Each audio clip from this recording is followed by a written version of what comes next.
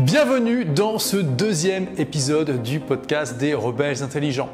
Dans ce nouveau podcast, je vous le rappelle, je partirai à la rencontre des iconoclastes, des rebelles, des personnes qui créent l'aventure de leur vie, ceux qui sortent des sentiers battus pour tracer leur propre chemin. Je les interviewerai pour comprendre comment ils ont vécu leur passage dans le système scolaire et vous verrez que ça sera soit mal, soit comme un neutrino, s'ils se sont toujours sentis différents et comment ils ont cultivé cette différence. Comment ils ont réussi à écouter la petite voix qui est en eux et qui leur criait qu'il y avait autre chose dans la vie que passe le plus grand diplôme que tu peux, puis fais du mitro boulot dodo pendant 40 ans avant de peut-être commencer à profiter de la vie quand tes plus belles années sont derrière toi. Et au final, comment tirer votre épingle du jeu en tant que rebelle intelligent pour créer la vie que vous méritez et vous épanouir dans un projet qui vous transforme, qui vous passionne et qui crée de la valeur pour le monde. Dans cet épisode, nous allons rencontrer un entrepreneur multimillionnaire qui a aussi été athlète de haut niveau dans deux sports très différents et qui a un parcours très atypique.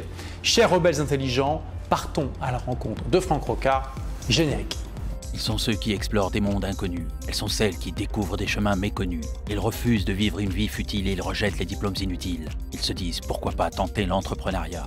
Créer une pensée différente pour mener une vie attrayante. En se créant leur propre aventure, ils laissent leur signature. Intelligents et diligents, on les nomme rebelles intelligents. À tous ces iconoclastes, bienvenue dans votre podcast.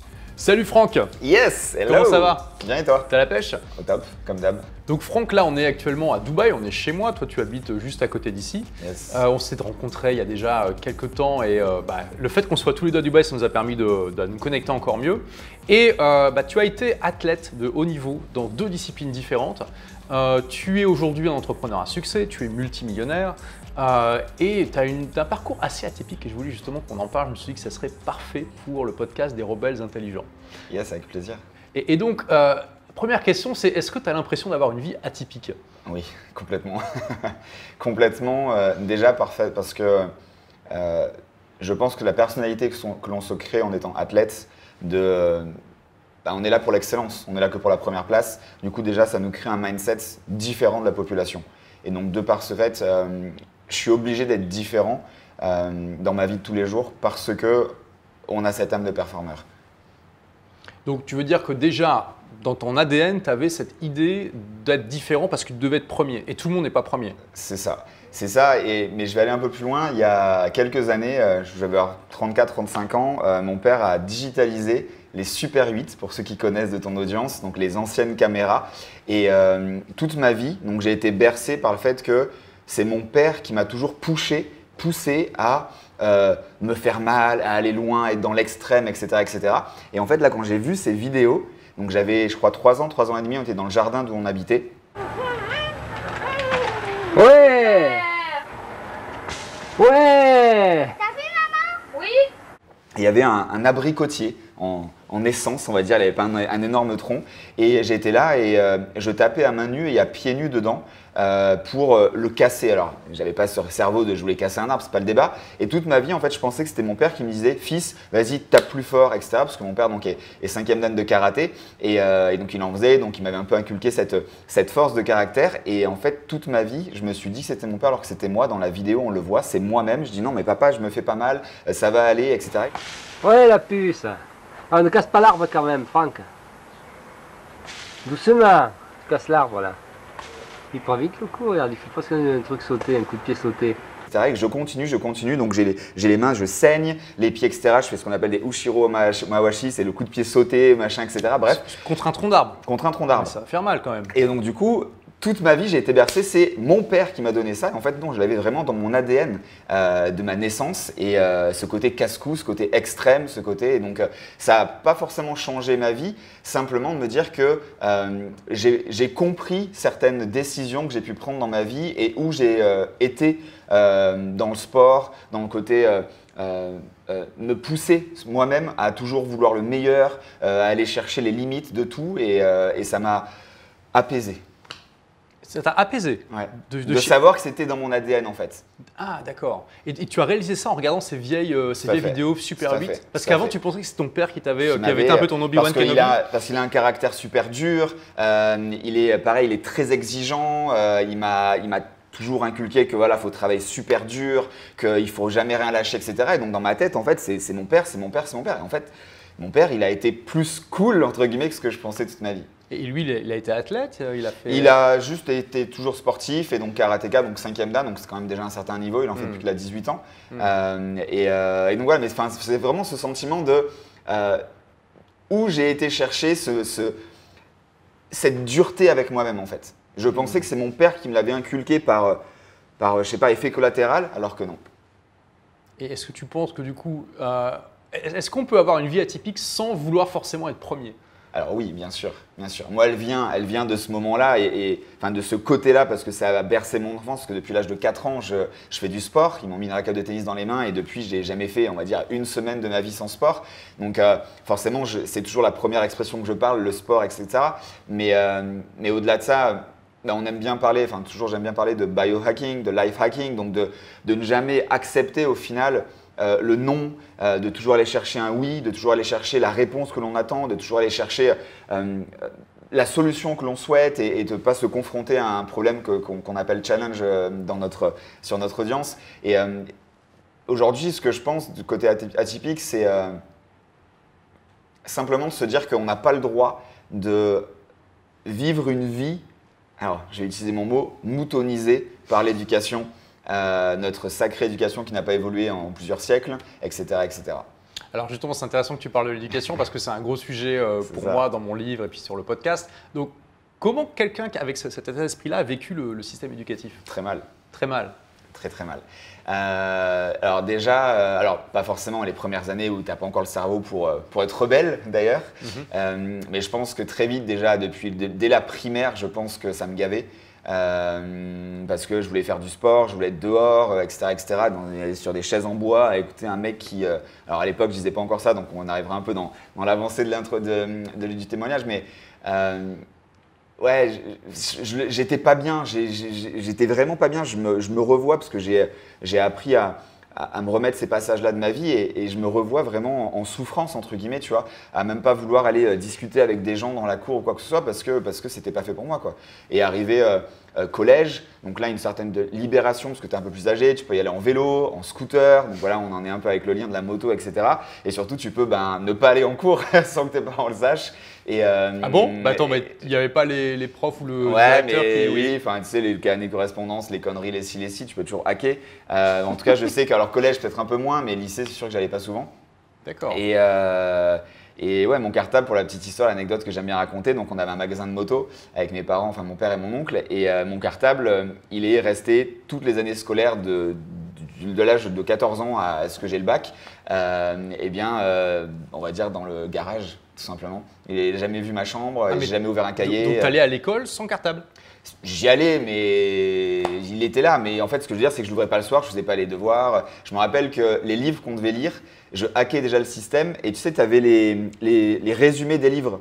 Et en fait, moi, je les achetais pas. Je regardais le résumé du résumé. Tu sais, la 4e de couve. Et pour moi, j'avais lu le livre, en fait. et voilà un peu comment j'ai hacké le système. Même une fois, j'ai fait lire un livre à mes parents. À ma place. Et ils t'ont fait un résumé. Et ils m'ont fait un résumé. T'es trop fort, mais c'est énorme. T'as délégué à l'univers le fait de lire le livre, mais c'est génial. Mais alors du coup, avec cette vision de l'école et le fait que tu t'y sentais mal, t'avais des bonnes notes? T'étais un bon élève? Alors, j'avais des bonnes notes jusqu'on va dire mi-collège. Ouais, à peu près 5e, 4e, quelque chose comme ça. Parce que je pense que c'était simplement la facilité. Voilà, c'est pas très compliqué. Et après, c'est plus parce que je pense que j'avais plus de maturité pour me dire vraiment ça me plaît pas et donc de faire de moins en moins d'efforts. Donc j'ai redoublé la 3e. Après donc je passe au lycée et là c'est là où je me servais du dessin, du sport où j'avais 20 sur 20 pour me remonter un peu mes moyennes. T'avais 20 sur 20 en dessin? En dessin et en sport. Ah bon? Mais c'était un talent naturel? C'est ça, de mon père. D'accord. Là, celui-là. Et donc je m'en suis servi pour augmenter mes points en fait. Et enfin bon, le dessin c'est pas un coefficient énorme quoi. Non, mais ça fait toujours un peu plus, tu vois. Ouais, d'accord. Mais bon, ça m'a pas empêché d'arriver au bac avec une moyenne au bac blanc de 3. Mais bon, ça vaut pas. Ah oui, quand même, c'est une belle performance. Mais alors toi qui veux toujours être premier, ça te chagrinait pas ça un petit peu? Non, parce que je savais que c'était pas fait pour moi en fait. D'accord. Pour moi en fait, l'école n'est pas de l'excellence. L'école, pour moi, hein, alors aujourd'hui avec maturité, je ne disais pas vraiment ça à l'époque, mais pour moi, l'école telle qu'elle est aujourd'hui ne sert à rien. Mais vraiment. Enfin bon, ça t'a quand même servi à… Faut apprendre à lire, à écrire, compter quand même. Alors, bah ouais, d'ailleurs ça, alors si on en revient là-dessus, là carrément, moi ça a été les pires années de ma vie parce que je tombais sur une maîtresse d'école qui m'a anéanti que oui. mon père a failli même peut-être lever la main dessus, je ne me rappelle plus exactement, parce que en fait, elle m'a complètement défoncé en me disant que j'étais un cancre, que j'arriverais jamais à rien dans la vie, etc. Donc je crois qu'on était là en CP, quelque chose comme ça, ou fin de maternelle, CP, CE1. Waouh. Et du coup, j'ai dû prendre des cours par une femme à côté, etc., pour me redonner cette envie et m'apprendre à lire et écrire. En fait, une maîtresse m'a complètement tué dans l'œuf, en fait. Waouh. Mais Donc, c'était juste avec toi ou elle était quand même. Enfin, il y avait- apparemment avec moi, en tout cas dans ces classes-là, apparemment T'étais avec sa moi. tête de turc. C'est ça. Donc j'ai eu aussi ce passage-là. Est-ce que ça a appuyé le fait que j'aimais pas l'école? J'en sais rien, je peux pas te le dire, je n'ai pas cette réflexion-là. Mais en tout cas, voilà, il y a vraiment eu ce passage-là aussi où au final, j'ai dû aller chercher plus loin et hors de l'école pour apprendre à lire et écrire. Et donc, tu disais aussi que du coup, tu t'isolais un petit peu. Tu n'avais pas forcément envie de parler aux gens dans la cour de récré. Donc, tu penses que tu étais plutôt asocial, tu étais plutôt, je sais pas, geek d'une certaine manière? Je sais pas, non, geek non, parce qu'on est quand même dans les années 80, début 90, donc je suis pas sûr. Par contre, sportif, et donc ouais, ma liberté, moi, elle était à l'extérieur. C'était de Tu avais quand même des transpirer, amis dans Oui, tes- bien sûr, tes activités bien sportives. sûr, j'en avais dans voilà, mais on les voyait dans les activités sportives, on va dire ceux de l'école, etc. J'avais pas forcément dans les anniversaires, là, j'en ai bien sûr, j'étais pas à l'autre côté de la. T'étais pas autiste. C'est ça, j'étais pas autiste, mais ouais, je sais pas, il y a quelque chose qui me gênait en fait, vraiment. Je saurais pas le décrire parce que ces années-là, c'est compliqué de se rappeler exactement ce qui se passe, mais en tout cas, je sais que je me sentais bien que à l'extérieur, hors scolaire et dans le sport. C'est vraiment là où je m'épanouissais complètement. Et d'ailleurs, donc là, à cette période-là, je faisais du tennis, où j'ai eu aussi atteint un Tu certain veux dire niveau. l'école primaire? Ouais, donc en fait, de 4 ans à 13-14 ans, j'ai fait 10 ans de tennis. D'accord. Et ça a été aussi une belle épopée, avec aussi une belle. Alors aujourd'hui, je le reproche plus, mais je l'ai reproché à mes parents parce que j'avais un gros niveau également en tennis et je pense que j'aurais pu vraiment faire quelque chose niveau ATP, etc. Parce C'est que quoi, j'ai ATP? été ATP, donc c'est le classement des meilleurs mondiaux. D'accord. Et parce que j'ai été jusqu'au tournoi des petits As, donc c'est les meilleurs français. En moins de 11, moins de 13 ans, je sais plus. Et en fait, ce qu'il y a, c'est qu'à un moment donné, tu as besoin de faire plein de tournois. Et mes parents, de par leur travail et ou autre chose, en fait, s'ils ne prenaient pas le temps de pouvoir m'emmener le week-end dans ces tournois. Et donc, du coup, j'ai dû, pas arrêter, mais en fait, mon niveau est descendu parce que je ne pouvais pas aller aux compétitions, je ne peux pas me faire emmener, etc., etc. Donc, pendant longtemps, je leur en ai voulu. Maintenant, c'est fini, tu mûris, etc., etc. Mais ouais, ça a été un gros passage de ma vie où pourquoi, putain, fait chier, quoi. Donc ça, t'en as souffert, mais est-ce que tu as souffert de ton statut un peu particulier dans le système scolaire? Est-ce que par exemple, je sais pas, en général, les gens qui sont un peu asociaux, qui sont un peu différents, les enfants peuvent être très cruels. T'as pas été le souffre-douleur de la classe ou... Je crois pas. Enfin, comme on peut le voir peut-être maintenant aujourd'hui où ça va encore beaucoup plus loin avec les réseaux sociaux, je ne pense pas avoir été quelqu'un battu entre guillemets où on crache dessus ou je ne sais quoi. Je pense pas, mais Ça peut être simplement psychologique de dire... ouais, mais justement, mais je m'en rappelle pas. J'arrive pas à me rappeler de ça. En tout cas, je sais que de par le fait que j'aimais pas l'atmosphère, l'école, forcément, je pense que mon être, l'énergie que je diffusais, ne donnait pas envie non plus aux gens, tu vois, de m'aimer entre guillemets. Donc ouais, je saurais pas dire si j'étais le souffre-douleur. En tout cas, ouais, j'étais pas en gros le mec à être pote avec, tu vois. Et donc, tu dis que quand même, tu as réussi à avoir le bac, ce qui est quand même beau, parce que moi, j'ai un bac -2, j'aime bien dire ça. Et du coup, tu as fait quoi après le bac? J'ai fait que du sport. En fait, vraiment, donc là, si on fait juste un petit peu avant, donc mes parents m'ont même envoyé en internat. Et comment tu as fait pour avoir le bac en ayant 3 au bac blanc? Bah, si tu veux, je te la raconte en très très court. Vas-y. Donc du coup, voilà, vraiment, seconde, première terminale, vraiment, l'école, c'est vraiment pas pour moi. J'ai été même une année en internat. Et donc la terminale, à Fréjus, donc là, c'est où j'ai 3 au bac blanc. Et donc, c'est, je sais pas, 3-4 mois avant le vrai bac. Et donc, j'avais une option, moi, qui était électronique. Et cette année-là, c'était pour apprendre les appareils, tu sais, pour faire le carrossage et le parallélisme des voitures. Tu sais, sur les roues avant, tu as carrossage et parallélisme. Ah, mais c'était un bac spécialisé alors? Un bac technique. technologique, je sais plus trop quoi. D'accord. Et c'était quoi, F9. Et donc, du coup, j'ai un pote à moi qui était super bon. Et la veille du bac, donc du vrai bac cette fois-ci, pour tenter d'avoir plus que 3 pour mes parents parce qu'ils m'avaient obligé à avoir le bac, sinon ils me faisaient rester à l'école. Et donc du coup on était dans sa maison, il avait une piscine, etc. Et donc il y avait 2 cartes et en fait la carte, si je me souviens bien, le carrossage elle était grande, il y avait plein de trucs dedans, je comprenais rien. Et l'autre, le parallélisme, elle était beaucoup plus petite. Je fais bah déjà par hack, je vais prendre la plus petite, il y a moins de choses à apprendre, tu vois. Donc on est autour de sa piscine, il me la raconte en quelques minutes, etc. Bon en mode rien du tout quoi. Ok, je sais à quoi elle ressemble, il y a des dessins, ok, je pourrais peut-être la dessiner, mais c'est tout. Et en fait, je me rappellerai toute ma vie de cette scène-là. C'était Albert Camus à Fréjus et je rentre dans cette salle. Donc c'était à l'époque, c'était les vidéoprojecteurs, tu sais, avec les trucs transparents que tu mets et que ça se rediffuse sur le tableau. Et là, je vois les 3 ou 4 personnes de l'académie et donc ils me disent, tu peux choisir ta carte. Je fais, oh putain, alléluia, tu vois. Et donc je choisis, sauf que comme un con, en choisissant, je me trompe de carte. Donc je mets la mauvaise, donc celle où il y a plein de trucs dessus, dedans. Et là, j'allume le projecteur et je me retourne. Je fais, oh putain, je peux changer? Non, bah maintenant c'est bon, garde celle-là. Et là, j'ai eu une fraction de seconde, mais j'ai la chair debout parce que je me rappelle toute ma vie de cette scène-là. Je dis, bon, écoutez, allez, salut, je comprends rien, dégagez, je rentre chez moi, tu vois. Et là, je vous jure, je te jure, tous qui entendent ça, c'est que je me suis retourné donc, face au tableau pour regarder donc, le projecteur, enfin la carte. Et là, en fait, ma bouche s'est mise à parler de en haut à gauche à en bas à droite de la carte. Je me suis retourné. Ils étaient presque en mode, tu sais, comme dans les cartoons, la bouche ouverte. Et là, ils m'ont dit, on voulait te poser des questions, mais en fait, tu nous as tout très bien expliqué, on va en poser juste une. Je ne sais plus laquelle c'était. Et ils m'ont dit, ok, super, merci, belle prestation. Et là, je m'en rappelle, alors je ne suis pas du tout croyant, je suis sorti de la salle, il y avait donc, mon principal qui, lui, m'a insulté toute l'année, que j'ai insulté, etc., qui me dit, qui était en face. Et donc là, je lève les yeux au ciel en mode merci Dieu, alors que je ne suis pas croyant, etc., etc. Et donc là, il me dit comment c'est passé. Je dis bah écoute, apparemment, ça s'est bien passé. Résultat, je suis sorti avec la meilleure note de l'académie.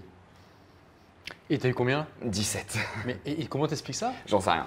Non mais je ne sais pas. Je ne sais pas 20 ans après. Il y a ton inconscient qui avait intégré les infos et qui t'a aidé, quoi. C'est dingue ça. Certainement, ce côté de, en fait, ouais, j'étais là sans être là. Mes parents m'ont obligé à avoir le bac pour, et en plus, voilà, en fait, le bac, c'était ma carotte pour, en gros, faire ce que je voulais, donc notamment, aller à 100% dans la moto. Qui était à l'époque, je mangeais, je dormais, je vivais moto. Donc peut-être que voilà, mon cerveau s'est mis en mode, ok, Franck, tu veux vraiment faire ta moto, donc et le bac et fais un truc de dingue.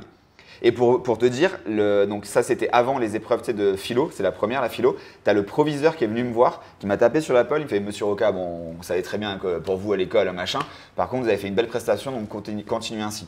Et en philo, je ne sais plus ce que c'était le sujet, j'ai raconté cette histoire en fait. Et t'as eu une bonne note? Non, d'accord, tu veux pas gagner à tous les coups. Tu veux pas gagner à tous les coups, ok. C'est ça. Mais donc t'as eu la moyenne au bac et j'ai eu, je crois que j'ai eu 19 ou 11,9.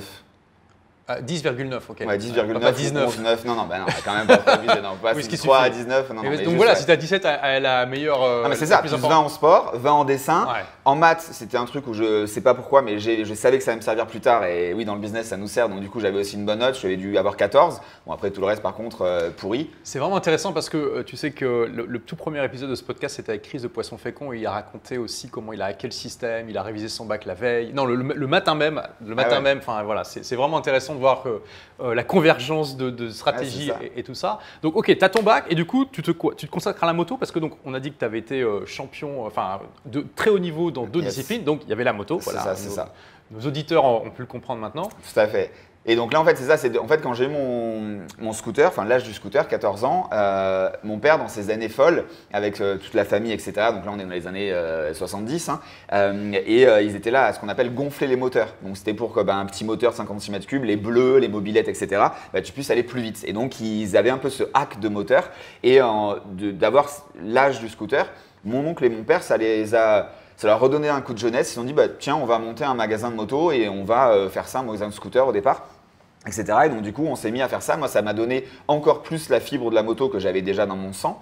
Et donc, pendant des années, ça m'a juste bercé, que mon père ait un magasin. En plus, on a vu des clients qui donc, ont démarré des championnats, enfin, tout ça. On a été avec la famille, donc à l'époque, qui s'appelait la famille Gimbert. C'était un des seuls Français qui avait été au championnat du monde, enfin, tout ça. Bref, donc ça m'a juste donné tu vois, l'inspiration ok, je vais le faire à fond. Et donc là, le bac m'a juste donné la carte liberté de mes parents de vas-y, fais ta life.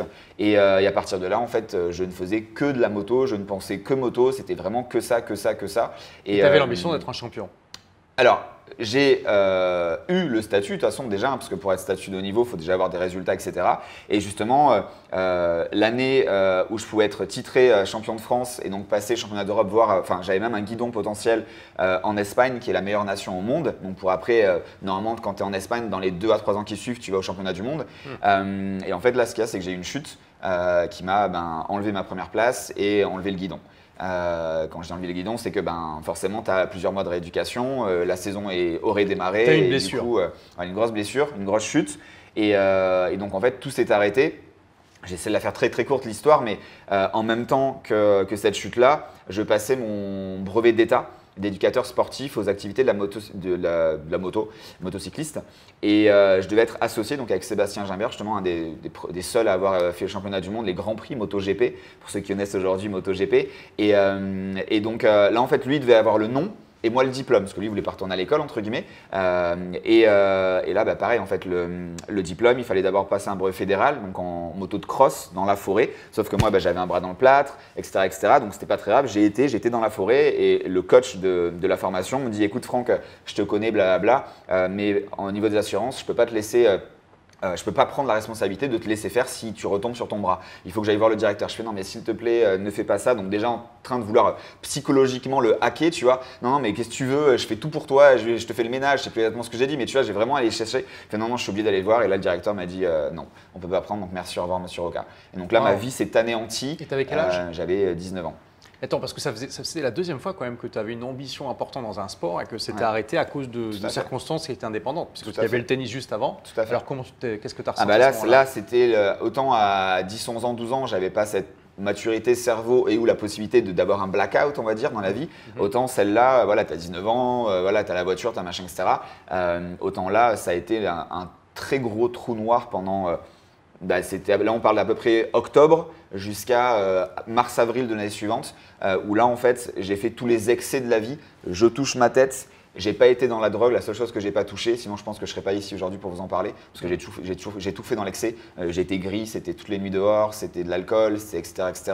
Et tu vis dans le sud de la France qui, c'est ça, qui en aide, plus optimise pas mal le côté junkie, tu vois. Ouais. Et donc là vraiment, je m'en fous de la vie, ça sert à rien. De toute façon, qu'est-ce que voilà, ça fait 2 fois que là ma vie c'est bon, elle est plantée parce que de toute façon je peux pas être champion, je peux pas avoir l'école de pilotage. Enfin bref, ma vie c'était que de la moto, tu vois. C'était l'école, je m'en branle, j'ai pas envie d'être salarié, je veux faire de la moto, je veux être champion, tu vois. D'ailleurs, juste une parenthèse, mais comment tu gagnais ta vie à ce moment-là? Comment tu payais? Parce que ça coûte cher quand même de faire de la moto à ce niveau-là. Alors tout à fait, alors déjà là pareil, et c'est là où j'ai commencé ma geekerie, on va dire. Si toi tu dois te souvenir de Flash. Oui. Et donc du coup j'avais fait mon premier dossier de sponsoring avec une animation Flash. Oui, donc par la technologie Flash, voilà, ça permettait de faire Flash. des animations sur les sites web. Voilà. C'est ça, et donc j'avais fait en fait, c'est un sort de PowerPoint animé pour ceux qui ne connaissent pas la Flash qui n'existe plus de toute façon. Maintenant c'est peut-être l'HTML5. Et donc du coup j'avais fait ça et donc j'avais eu mon premier sponsor grâce à cette présentation. Et donc après voilà, je cherchais à droite à gauche. C'est une entreprise locale qui… Alors celle-ci, oui, plus ou moins locale. Et après avec le magasin de mon père, on tentait d'avoir avec les marques déjà qu'on représentait, un casque offert, des ci, des là. Donc, sauf que c'était pas monétaire. À un moment donné, il faut de l'argent. Il faut quand même plusieurs dizaines de milliers d'euros sur les premières saisons. Et après, c'est même 100, 200, 300 000 euros. Et donc là, qu'est-ce que je faisais? J'étais intérimaire. Donc à droite, à gauche, j'étais vraiment opportuniste. Là où je pouvais gagner beaucoup d'argent en très peu de temps, j'y allais. Parce que j'avais pas de temps et qu'il me fallait de l'argent pour ça. Donc en gros, je travaillais des nuits, je travaillais des week-ends, je travaillais dans des usines, j'ai été dans des carrières à conduire des poids lourds parce que c'est privé, t'as pas besoin d'avoir. Parce que c'était super impayé en fait, des trucs dangereux en fait. Je prenais des trucs dangereux parce que forcément les payes étaient meilleures en intérim. Donc dans des carrières à conduire sur je sais plus combien c'était, un 32 tonnes, 38 tonnes où le chemin t'as quoi? T'as 10 cm à droite, 10 cm à gauche. J'ai 19 balais, ça fait 1 an que j'ai mon permis, enfin tu vois, parce que ça payait. Intéressant. C'est intéressant parce que tu n'avais pas cette démarche entrepreneuriale, tu ne voulais pas créer de business, tu n'avais pas cette idée de créer de business, mais tu avais cette idée d'aller chercher les hacks, toujours le meilleur ratio entre l'énergie dépensée et les résultats. C'est ça. Et finalement, enfin, on voit aussi que tu as cette… Parce que la moto, c'est quand même… Bon, le tennis, ça va, mais la moto, c'est quand même un sport assez dangereux. Je veux dire, tu fais des virages à 300 à l'heure en étant à ça du sol, quoi. On est d'accord. D'ailleurs, c'est comme ça que je suppose que tu as fait ta chute.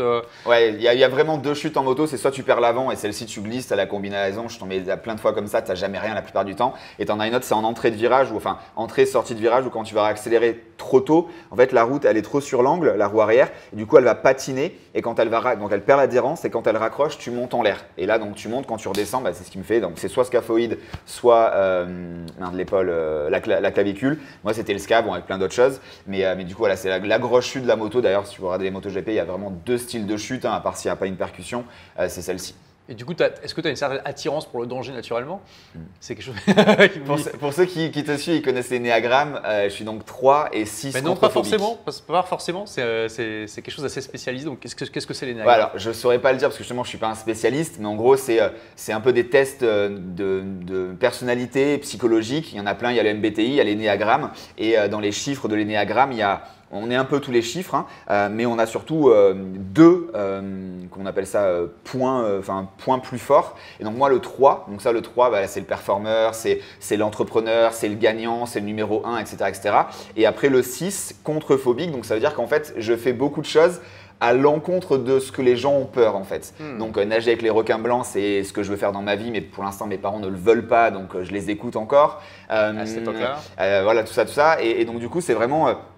je l'ai dans moi en fait. En moi, c'est là, l'énéagramme, on ne peut pas le tromper. Tu vois, voilà, je ne suis pas 2, je ne suis pas 8, je ne suis pas machin, je suis 6 contrephobique, c'est j'y vais quoi. Dès qu'il y a un danger, ça m'excite et j'ai besoin de ça pour me sentir vivant. Waouh, donc tu es à cette époque, 19 ans, où tu fais tous ces boulots dangereux et ton rêve s'effondre. Et tu dis que tu as l'impression que ta vie est foutue, donc tu noies ton chagrin dans la fête, dans l'alcool. Comment tu sors de ça? Qu'est-ce qui se passe? Pareil, je ne sais pas qu'est-ce qui s'est passé. Je crois me souvenir que c'est la mère de mon meilleur ami qui me tend un journal ou qui à tous les deux nous dit ça vous dirait pas d'être pompier cet été sauveteur aquatique. Ou ok, je sais pas, je sais pas pourquoi. Donc je me rappelle de cet article dans le journal. Et donc il y avait écrit devenez sauveteur aquatique chez les sapeurs-pompiers de Fréjus-Saint-Raphaël. Et là, je ne sais pas pourquoi, je fais OK go, j'appelle, c'était je sais pas le samedi d'après dans la piscine de Fréjus. J'avais jamais nagé en soi, hein, oui j'habite sur la Côte d'Azur, je sais avancer dans l'eau on va dire, mais j'ai jamais fait de compétition, rien du tout dans la natation. Et donc là j'arrive à la piscine, donc il faut faire des tests, je sais plus ce qu'il y avait je sais pas 200 mètres, 400 mètres palme ou des trucs comme ça, je me rappelle plus. Et je passe les premières sélections. Super, et en plus sur la Côte d'Azur, Fréjus-Saint-Raphaël, en tout cas, c'est une des seules en France où pour être sauveteur, tu dois avoir ton statut de pompier volontaire. Normalement, sauveteur, tu as juste à avoir le BNSSA qu'on appelle. Et donc là, en fait, tu as plusieurs diplômes à passer pour être pompier et sauveteur avec eux. Et donc là, je passe le premier, je passe le deuxième, le troisième, le quatrième, je passe le permis bateau parce que pareil, il l'oblige, tout ça, et je me retrouve donc en juin, pompier volontaire, sauveteur aquatique, donc sur Fréjus-Saint-Raphaël. Et ça m'a redonné goût à la vie parce qu'on repart dans, alors pas forcément un danger, mais au final, tu vas sauver la vie des gens, donc qui sont en danger, donc côté quand même extrême.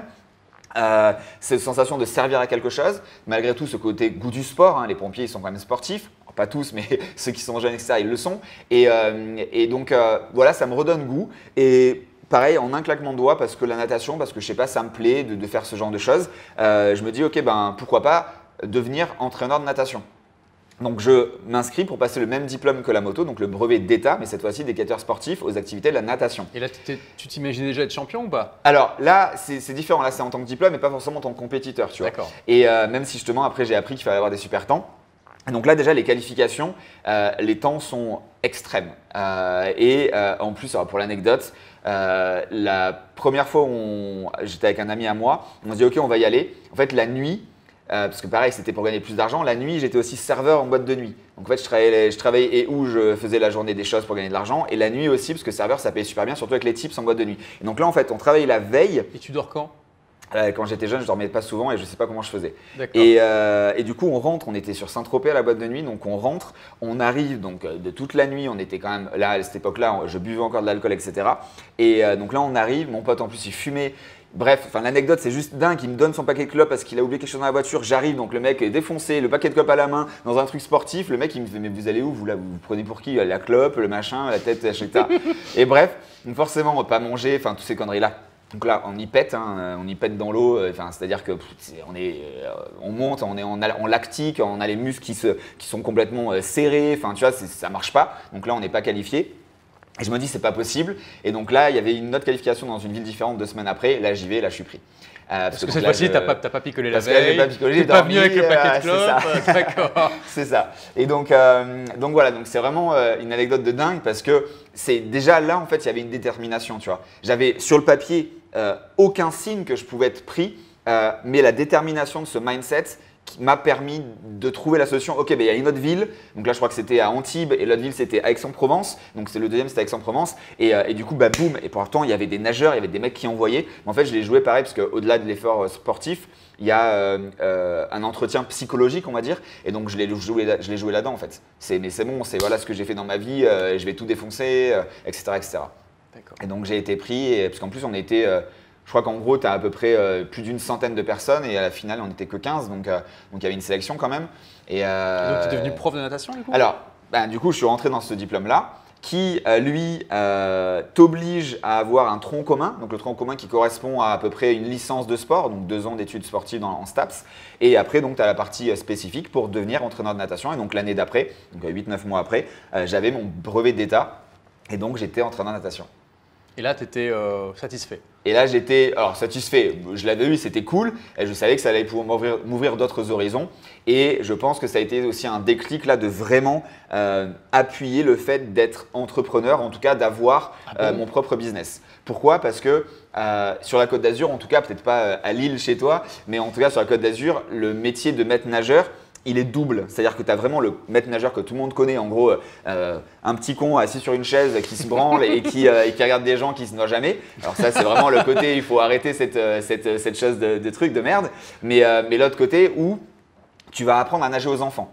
Tu vois, et moi je savais que sur la Côte d'Azur ça fonctionnait très très bien. Ah, donc en tant qu'entrepreneur, donc c'est là en tant ton petit qu'entrepreneur, business. C'est moi qui ai mon petit business, tu vois. Tu as le droit en tant qu'entraîneur de natation avec ce brevet d'État, attention pas la business, c'est ça le brevet d'État, et bien de pouvoir donner des leçons, donc soit dans ta piscine, soit où tu veux en fait, en mer, piscine privée, etc., etc. Et donc moi j'ai démarré ça parce que voilà, je savais que je pouvais avoir de l'argent supplémentaire, tu vois. Donc pareil, toujours hacker le système parce que ok, à la piscine tu es payé, je sais pas, quelques milliers d'euros. Et alors que là, tu peux être payé quelques centaines d'euros par jour parce que suivant le nombre de leçons que tu as données, etc. etc. Oui, d'accord. Donc, c'était une transition très facile pour toi. C'est ça. Est-ce que ça faisait longtemps que tu voulais créer un business et que tu ne voyais pas l'opportunité ou tu t'es dit, tiens, je vais juste… Tu n'as peut-être même pas pensé en termes de business à ce moment-là. Tu t'es dit, tiens, voilà juste une manière de faire de l'argent. Non, si là, j'ai pensé en termes de business parce que là, pour justement quelque chose qu'on n'a pas dit, c'est déjà à l'âge de 7-8 ans, malgré que je n'aimais pas l'école, etc. Mais justement, je voulais trouver des astuces pour aimer l'école. Je sais pas si ça existe encore, mais j'ai emmené mes parents le dimanche, pas tous les dimanches, faire des brocantes. Pourquoi? Pour acheter des sortes de sacs de billes, de Bigaro, etc. C'est pour jouer aux billes, aller dans la cour de récréation. Et je les revendais à l'unité à mes camarades. Donc j'avais déjà cette âme en fait de transformer de la valeur, tu vois. D'ailleurs en plus en tant qu'infopreneur, on est vraiment là-dedans, peut-être des fois différemment de l'entrepreneur. Et donc j'avais déjà ça, je pense, cette fibre-là. Et donc ce côté-là, à 20, 22 ans, je ne sais plus quand est-ce que je passais mon diplôme, c'était déjà oui d'avoir mon business en fait, de pouvoir me dire yes, je gagne du vrai argent de par moi-même et pas sous l'égide de quelque chose. Donc, parce que quand j'étais entraîneur de natation, c'était au sein d'une association sportive qui la plupart du temps dans les villes il n'y a que ça parce qu'il faut une piscine quand même pour pouvoir nager, tu vois. Donc tu vois, à un moment donné c'est compliqué. Et donc je me dis ok, je veux être mon propre chef, tu vois. Les pompiers, c'était pas pour moi. Trop de 25 hectares là de hiérarchie, etc. Monsieur, que tout le monde se prend pour ton papa, c'était pas pour moi. Et donc du coup, voilà, c'était là où moi j'étais ok, je fais ce que je veux. Et donc j'ai démarré step by step et ça a été vraiment une très grosse partie de ma vie. L'entrepreneuriat, oui. Sur les leçons de natation notamment. Et oui, parce que finalement, tu dis que tu avais beaucoup de petits boulots comme ça, mais tu ne te sentais pas un peu justement pas à ta place? Parce que souvent, les rebelles intelligents ils ont du mal avec la hiérarchie, comme tu le dis, le fait d'avoir un patron et tout ça. C'est ça, c'est pour ça en fait. C'est pour ça que au final, ce diplôme, je savais qu'il n'allait pas me faire rentrer dans un côté fonctionnariat, vraiment salariat pur, parce que l'association, tu vois personne, tu n'es pas à la mairie, enfin tu vois, c'est dans une piscine. Et pareil, les entraîneurs, tes amis, tes collègues, ils ne sont pas salariés. Enfin oui, certes, on est payé avec un salaire, mais on n'est pas salarié parce que déjà, on a des horaires qui sont en fonction des gens quand ils vont à la piscine. Donc déjà, les enfants, ils sont à l'école la journée, tu vois, donc c'est le matin tôt, le soir, en fonction des… Enfin tu vois, déjà, tu avais… tu vois, hacker le système, de ne pas avoir des horaires de boulot 8h, 17h, enfin, tu vois, tout ce genre de choses, d'être dans un milieu sportif. Donc déjà, pour moi, je n'étais pas salarié. Tu vois, j'étais entrepreneur et j'aidais des gens qui m'ont demandé qu'ils soient meilleurs dans la natation, tu vois. Donc, il y avait déjà cette âme de « Ok, je prends quelqu'un qui est dans une situation actuelle et je le transforme pour qu'il arrive à sa situation désirée, en champion de France de natation, champion régional, etc. etc. » Oui, c'est intéressant parce qu'on va y venir, mais c'est exactement ce que tu fais aujourd'hui. Donc, tu as eu ça très tôt. Donc, ton premier business était à 22 ans. Et donc, tu gagnais déjà suffisamment pour faire que ça ou tu devais quand même faire tes petits boulots à côté quand tu… Alors, celui-là, long story short, parce qu'en fait, il a été quand même en step by step. Quand j'ai eu le diplôme, les premières saisons, je restais chez moi dans le Var, etc. Donc, j'avais un poste soit sur une plage, soit dans un camping pour m'assurer un volume financier et de leçons. Parce que j'avais peut-être pas encore pouvoir la bougeotte d'aller chercher dans les villas privées, etc. Pas forcément le shift mental encore qu'il fallait. Et la nuit, je travaillais en boîte de nuit. Donc du coup, j'avais en gros 3 salaires différents. Après, je me suis dit, ok, c'est pas suffisant, je peux aller chercher plus. Et donc c'est là en fait où, je crois que c'est là, on est en 2006, quelque chose comme ça, où je me dis, ok, le Var c'est bien, mais il y a plus d'argent dans le 06. Mais quand je dis plus d'argent, c'est Le 06, plus c'est de… quel département? Donc les Alpes-Maritimes. D'accord. Et je me dis, en fait, c'est beaucoup surtout de villas d'étrangers qui ont donc leur villa secondaire et donc qui vont venir la plupart du temps avec des enfants, la plupart du temps avec une piscine. Donc du coup, je vais aller voir ce qu'il y a à faire. Donc là, je me suis mis sur une plage où déjà avec un gros salaire, où je pouvais déjà faire tous les clients fortunés de la Croisette à Cannes, la célèbre avenue où il y a tous les hôtels de luxe et les palaces même. Et donc, j'allais à domicile. Mais alors, tu as fait du démarchage de porte en porte? Alors, j'avais les cartes de visite, j'avais à l'ancienne, j'avais mis un panneau sur le ponton, j'avais les cartes de visite et j'avais à l'époque utilisé ma carte de j'investis pour recevoir. Et je pense que j'ai aussi toujours cette fibre-là d'avoir cette capacité de dire ok, je mets de l'argent maintenant, je ne sais pas ce que ça va me rapporter, mais en tout cas, ça peut être que positif, tu vois. Et donc là, en fait, je fais une publicité dans le magazine des plages. Ça m'a coûté 3 bras que j'avais pas. Je pense qu'à la fin de la saison, en fait, ça m'a rapporté 0 client, mais peut-être simplement, ça m'a juste donné dans ma tête, c'est le feu de me dire j'ai fait le magazine, je vais avoir plein de clients. Et donc d'aller, quoi qu'il en soit, d'aller le chercher. Et je pense que ça aussi, c'est super important comme image et inspiration à avoir. C'est que parfois, ce n'est pas parce que tu vas acheter quelque chose ou investir dans quelque chose qui, lui, exactement, va te donner le résultat. Mais en tout cas, ça t'a donné le momentum pour ne jamais t'arrêter derrière. Ou donner l'envie supplémentaire. Donc moi, c'est ce qui s'est passé parce que je pense que j'ai jamais eu un appel de la publicité sur ce magazine qui m'a coûté à l'époque, je crois, 1 500 €. Donc c'était l'argent que j'avais pas, tu vois, j'avais dû aller chercher de partout ce qui me restait. Et donc voilà, bref. Et donc là, pour la petite anecdote également, j'avais pas de scooter, j'habitais encore chez mes parents à Fréjus et j'avais qu'un vélo. Et quand le train fonctionnait, on sait très bien la SNCF française, c'est un peu quand elle veut surtout l'été. Et du coup, j'arrivais des fois où je terminais à 23 h ma journée à Mandelieu dans un milliardaire qui avait plein de choses, etc. Une double villa, j'y allais entre passerelles, enfin bref, c'était un truc de dingue. Et je devais rentrer en vélo. Donc, c'est-à-dire que je me levais à 6 h du matin, je prenais le train ou pas, j'arrivais sur la région cannoise, je faisais mes leçons, je faisais toute la journée à la plage, je continuais, je faisais mes leçons et je rentrais des fois vers 10, 11 h en vélo, donc de Cannes à Fréjus, c'est à peu près 1h30, 2 h de vélo, et pour repartir 4 heures après. Et donc, tu avais des clients plutôt aisés? Tout à fait. Et est-ce que ça t'a… Alors, Oui. et c'est intéressant que ça a été très malin de ta part. On voit toujours cette envie de hacker le système. Tu t'es dit, ok, j'ai mon business, comment je peux avoir la meilleure clientèle possible, la meilleure qualité? Et j'imagine, tu me dis si je me trompe, mais que tu avais aussi comme vision de pouvoir apprendre de ces gens-là. C'était pas juste pour avoir des clients. Mais c'était exactement ça, parce qu'en fait, depuis je sais plus quel âge, peut-être 16-17 ans que j'avais vu mon père faire ça, d'un de nos voyages en Amérique du Sud, je crois, au Paraguay. J'avais un carnet d'idées. Et en gros, c'est mon carnet que j'ai toujours dit, c'est mon $1 billion notes, où en gros, j'avais toutes mes idées milliardaires, etc. etc. Et donc, avec ces gens-là, au bout de quelques semaines, quand j'ai lié d'amitié, parce qu'en fait, j'apprenais à nager aux enfants et je coachais les parents. Donc en gros, je leur faisais perdre du poids, etc. Notamment cette personne-là, le couple était assez en forme, en forme justement en termes de poids. Et donc lui, je le coach, etc. Donc forcément, tu vois, en coaching physique, tu as vraiment une approche quand même qui est très fusionnel parce que tu touches les gens, enfin tu vois, il y a la transpiration, il y a plein de choses qui se passent où dessus tu enlèves tous les masques en fait. Quand tu es coach sportif, tu n'as pas les masques quand tu es un coach de je ne sais quoi avec toutes ces barrières, là tu es torse nu, tu transpires, tu dis enfin tu vois, il n'y a pas tous ces trucs de je te vous vois et tout ça. Ouais. Donc ça casse beaucoup de choses et donc ça accélère en fait la fusion. Et donc ces gens-là, je leur disais de temps en temps, est-ce que tu peux m'accorder 1 heure après la séance pour que je hack ton cerveau, que je prenne ton cerveau et que tu me donnes toutes les choses? Quelques temps plus tard, je crois que c'était 1 ou 2 ans plus tard, là je tombe sur vraiment la personne la plus riche C'est d'ailleurs, je crois, le premier, si je ne me trompe pas, le premier milliardaire trader anglais.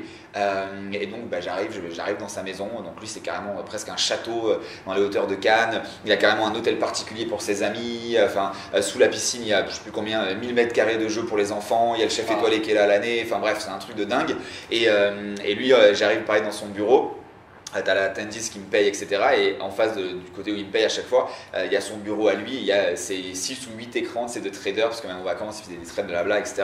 Et lui, pareil, en fait, il me donne, là justement, lui, ce côté d'investissement. Tu vois, donc là, c'est pas vraiment entrepreneur, c'est vraiment plutôt côté investisseur. Je fais ok, voilà, alors je ne demande pas de faire pour moi et blabla, mais d'après toi, qu'est-ce qu'on peut faire, comment on démarre, etc. Il m'a donné, je pense, le meilleur conseil, d'ailleurs, là, pour ceux qui aiment un peu l'investissement, c'est Franck, déjà, va miser que sur des sociétés que tu connais et dont tu utilises les produits. Oui, qu'est-ce que je fais? Warren Buffett dit, alors il ne dit pas les mêmes que tu utilises les produits, mais au moins que tu connaisses très bien. C'est ça, moi c'était la doublette qui m'a fait et du coup, si je ne me trompe pas, les 4-5 premiers, je crois que c'était sur plus 500 à l'époque, l'application, je ne sais pas si elle existe encore, le truc très facile, c'est pour voilà, le B2C qui, voilà, sait pas trop quoi faire, tu mets de l'argent, tu mets un clic et ça achète, tu vois. Et j'avais fait donc forcément Apple en tant que pro Apple, j'avais fait GoPro en tant que pro GoPro et j'en avais fait une ou deux autres. Et en gros, en mode, tu vois, je pense la chance du débutant. Je sais plus combien j'avais mis, peut-être 5 000 euros de ticket d'entrée. Je crois que je m'étais retrouvé avec 25 000 euros, je crois, mais en l'espace de vraiment instantané, parce que je pense que j'étais aussi tombé sur voilà, le coup de chance et ou peut-être pas un bull run, mais tu vois un peu dans ce délire-là. Et notamment, je crois que GoPro, il sortait, c'était la période où il sortait un nouveau produit et à chaque fois, tu sais, ça monte. Bref, en tout cas, c'était vraiment explosé, sauf que après, voilà, tu t'excites parce que psychologie, 90% des traders perdent, on est bien d'accord, alors que tu as une chance sur deux normalement. Et donc, du coup, je crois que j'ai tout recramé après en l'espace de quelques jours. Bref, mais en tout cas, ça m'a donné le goût ça m'a permis encore d'apprendre quelque chose de différent et c'est ça que j'adore.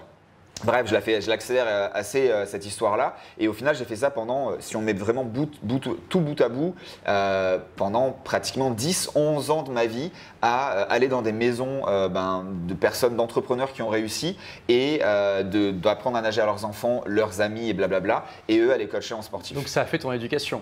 Ouais, ça vaut toutes les écoles de commerce du monde. Non mais c'était juste monstrueux parce qu'en plus tu es vraiment dans le fief de sa réussite, tu vois, tu vois également tout ce que ça peut apporter. Donc en termes, tu vois, il y en avait il avait un chef étoilé qui était là l'année parce qu'il pouvait revenir comme ça, il avait son yacht, enfin c'était vraiment un truc, c'était un parc de voitures, il y avait des Cayenne, il y avait des Lambo, tu vois, il y avait vraiment tout ça, même si je suis pas très voiture, mais tu vois, tu vois vraiment également la réalité, que c'est pas un mensonger, tu vois, et ça t'inspire.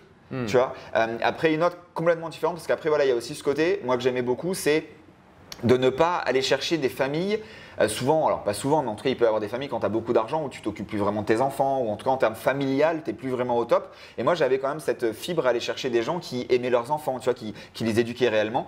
Et notamment une là, c'était ma meilleure famille pour ça. Eux pareil, ils avaient une sorte pas de double maison, mais il y avait terrain de tennis, etc.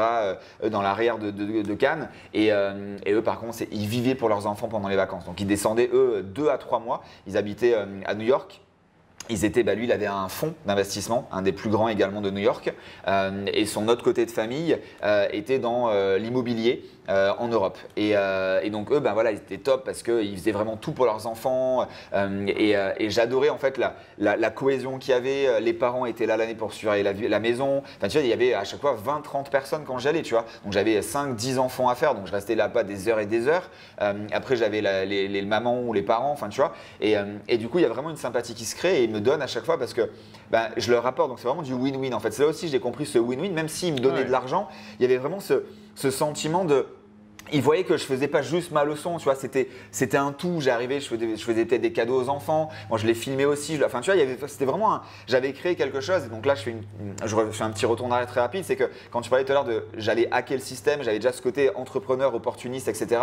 Et comment avoir les clients avec qui tu as envie de travailler. Mais en fait, pour ça, sans le savoir, j'avais déjà fait au final presque 15 ans avant, ce qui est devenu aujourd'hui mon business model d'aller pricer plus cher. Donc d'avoir une offre où tu apportes plus, donc parce que tu vends plus cher. Pour que ça parle à ces gens-là qui sont justement, qui ont souvent ils peuvent payer cher, mais ils ont des attentes élevées. Qu'est-ce que tu as fait en fait? Alors justement, déjà, les premières fois où je suis arrivé donc, sur la plage de Cannes, en fait, j'ai été voir tous les maîtres nageurs qu'il y avait, parce qu'en fait, tu as une concurrence de dingue. Tu as, je crois, une vingtaine de plages et tu as à peu près 20 maîtres nageurs. Tu vois. Et donc, ok, c'est qui le meilleur? Le meilleur, en fait, c'est un mec qui est là depuis 30 ans, il a 50 ans, il a les familles, des enfants, etc. sur des générations. Ok, combien tu gagnes? Combien tu fais de leçons, etc. Ok, je vais te battre. C'est ce côté de performeur, tu vois, je vais faire plus que toi. Et en fait, ok, qu'est-ce qu'ils font tous? Je crois que c'était à l'époque 20 ou 25 euros la leçon. Et je fais, moi déjà je vais la faire plus cher. Donc je suis passé de suite à 30 ou 35 euros. Et qu'est-ce que je vais donner de plus? Ok, ils font rien, ils font juste la leçon. Moi je vais apporter un diplôme de natation qui est valide dans les piscines. Pour que s'ils doivent faire des choses, les enfants l'ont et les parents n'ont pas besoin d'aller perdre du temps et payer 30 euros un diplôme. Je vais donner des médailles aux enfants après leur diplôme j'avais fait aussi un sorte d'abonnement, un abonnement de 10 leçons. Parce que c'est le minimum syndical pour avoir des certains niveaux, tu vois. De traverser une piscine et surtout, moi c'était que l'enfant se sécurise tout seul. Donc j'avais créé ma propre stratégie de natation. Et le troisième, c'était des films sous-marins. Alors aujourd'hui, même l'iPhone presque il va sous l'eau. Il y a 15 ans, il y avait juste des petits appareils photo qui allaient sous l'eau, donc c'était nouveau. La GoPro, elle n'était même pas encore sortie. Et après, donc step by step, bien sûr, je me suis professionnalisé. Et donc, c'était ces 3 trucs-là. Et donc, les enfants, les parents, ils étaient juste dingues. Je mettais aussi ça directement sur YouTube. Ils les avaient le soir même. Enfin, tu vois, c'était juste dingue. Sur YouTube à l'époque? Non, mais oui, ça m'a créé. En 2006. Alors, là, peut-être un peu 2007-2000, je sais plus exactement les années parce que j'ai fait ça 10 ans, tu vois. Ouais. Mais en tout cas, oui. Et c'est pour ça que tu tapais école de natation de Saint-Tropez à Monaco. J'avais pratiquement les 10 résultats à la première page, tu vois. Entre mon site internet, les vidéos YouTube, tu tapais papillon, tu tapais machin. D'ailleurs, elle existe encore. Je crois pas l'avoir des sorties. J'avais mon site qui s'appelait écoledenatation.fr. Enfin, tu vois, j'avais vraiment sans le savoir, j'avais déjà fait, tu vois, les choses qu'il fallait faire à l'époque, tu vois, et ce qui m'a permis d'avoir justement tous ces clients-là. Et pour l'anecdote, c'est que j'ai été aussi l'un des premiers à faire de la publicité Facebook en 2009 et que en fait ça marchait tellement bien entre Google Ads et Facebook que je devais arrêter ma publicité au mois de mai ou de juin parce que j'étais déjà full pour toute la saison. Wow. Alors que je travaillais du 6h du matin à 23h. Alors c'est très intéressant parce que voilà, on a vraiment là quelque chose, tu vois, où tu as une éducation qui est largement supérieure à celle d'une école de commerce et tu l'as fait en te faisant payer plutôt qu'en payant, en étant malin, en sachant te distinguer. Tu t'es dit, ok, je veux me connecter à ces gens-là parce que je veux apprendre d'eux, voici l'offre que je vais faire qui va me permettre de me distinguer. Et c'était pas compliqué en fait, n'importe qui pouvait le faire, mais il fallait juste déjà prendre le temps de réfléchir, voilà, avoir l'envie, prendre le temps de réfléchir et puis trouver une stratégie. Puis même la stratégie, je veux dire, c'est malin, mais c'est pas non plus, faut pas avoir le QI d'Einstein, tu vois. Il faut juste se poser et réfléchir un peu et se dire comment je peux faire. Donc ça, c'est quelque chose que vous pouvez aussi utiliser les rebelles intelligents.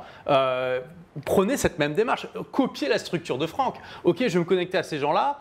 Comment je peux faire, quel service je peux leur proposer, quelle manière de… qu'est-ce que je peux leur proposer qui les intéresse? Et puis vous vous posez, vous réfléchissez, vous mettez en place un plan et puis vous testez tout simplement sur le terrain. Donc waouh, ok, donc, c'est intéressant parce que finalement c'est très corrélé à ce que tu fais aujourd'hui. Mais donc là, du coup, c'était il y a déjà 15 ans. Alors qu'est-ce qui s'est passé entre deux? Ouais, alors pareil, très rapidement, pour cette anecdote-là, quand je regardais en fait tous mes concurrents, eux, ils pensaient, et là c'est pour ça que ça va faire après, rappelle-toi bien ce moment-là dans la vidéo, parce qu'à la fin je pense que tu vas avoir un golden nugget, c'est en fait eux, ils se disaient, ok, mais Franck il a plus de clients que moi, ok, comment je fais? Je vais réduire les prix. Et en fait au plus ils réduisaient les prix, au moins ils avaient de clients. Et c'est toujours ça, on se dit que les gens n'ont pas d'argent, ou on se dit que si je vends trop cher, je perds, ou alors on se dit que si je sous-niche, enfin que je me spécialise vraiment dans une sous-niche, même de la sous-niche de la sous-niche, on perd tout. Mais en fait, c'est là où il y a la magie, et c'est ce que j'ai fait sans le savoir marketingment parlant, parce que j'avais fait aucune école, etc.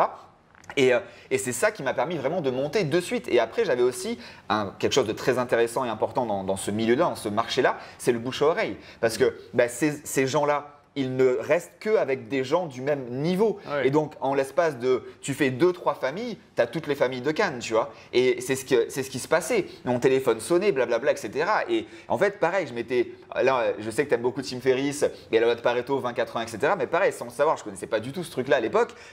J'avais un agenda où j'avais déjà créé mon propre 20-80 en faisant ma structure de chemin en scooter et vélo pour pas perdre de temps dans les allers-retours. Donc en fait, je partais, on va dire, de Mandelieu jusqu'au fin fond de Cannes, tu vois. Et donc c'était du matin au soir pour qu'en fait je fasse qu'une voie entre guillemets et que je sois qu'à maximum 10 minutes de chaque villa parce que moi j'avais le temps de transport et il fallait que je puisse enchaîner et pas perdre de temps. Tout, tu vois, j'optimisais vraiment tout ça et c'était juste dingue. Donc le soir par contre c'était pareil, c'était 1 heure de travail, envoyer des SMS à tous les parents pour peut-être des fois redécaler d'une demi-heure la leçon du lendemain, etc. C'est vraiment, on se rend pas compte comme ça, on pense que c'est juste t'arrives, tu te mets en maillot, t'as le soleil. Sincèrement, c'est un vrai taf et quand tu passes 15 heures enchaînées dans l'eau, le soleil avec des enfants, c'est pas de tout repos non plus. Donc vraiment, Tu dormais bien. voilà, je dormais peu mais bien. Et tout ça, je pense, m'a servi dans vraiment mon vrai métier d'entrepreneur aujourd'hui, entre guillemets, dans l'internet. Et c'est vrai que c'est intéressant parce que, pareil, après j'ai eu un moment où j'en ai eu marre de la France. Donc j'en ai eu marre de la France pour plein de raisons et donc ça on est en 2008 et je vois passer une annonce, c'était le début de Facebook et en gros apprenez l'anglais à l'étranger. Ok, super, donc j'avais mon niveau scolaire, hein, en plus comme tu connais ma scolarité. Et donc je me dis, ok, cool, je vais y aller. Et en fait, là, je me renseigne sur ça, je fais, pourquoi je resterais en France ou en Europe, tu vois. Et donc là, en gros, je ne sais pas si vous vous souvenez de la publicité du loto il y a des années, et c'était un couple de vieux qui, le vieux tourne la personne âgée, pardon, tourne la map monde, et il met son doigt, il tombe sur l'Australie, et sa femme, elle dit, oh non, pas encore l'Australie, et il lui dit, mais c'est le jeu, ma pauvre Lucette. On tombe dessus, c'est le jeu, ma pauvre Lucette. Et je pense que ça vous parle. Et du coup, sauf que j'avais fait la map monde, sauf que j'avais pas gagné au loto.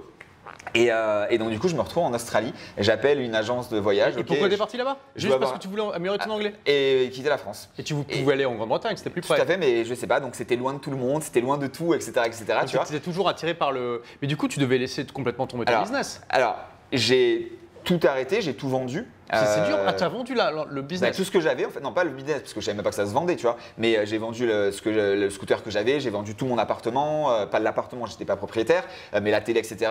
Bref, j'ai tout vendu. En fait, ce qui s'est passé, c'est qu'un matin, je me réveille, je fais, ok, je me casse. Et là, parce que t'en avais marre. Entre ce matin-là et mon arrivée à Sydney, 2 semaines. What?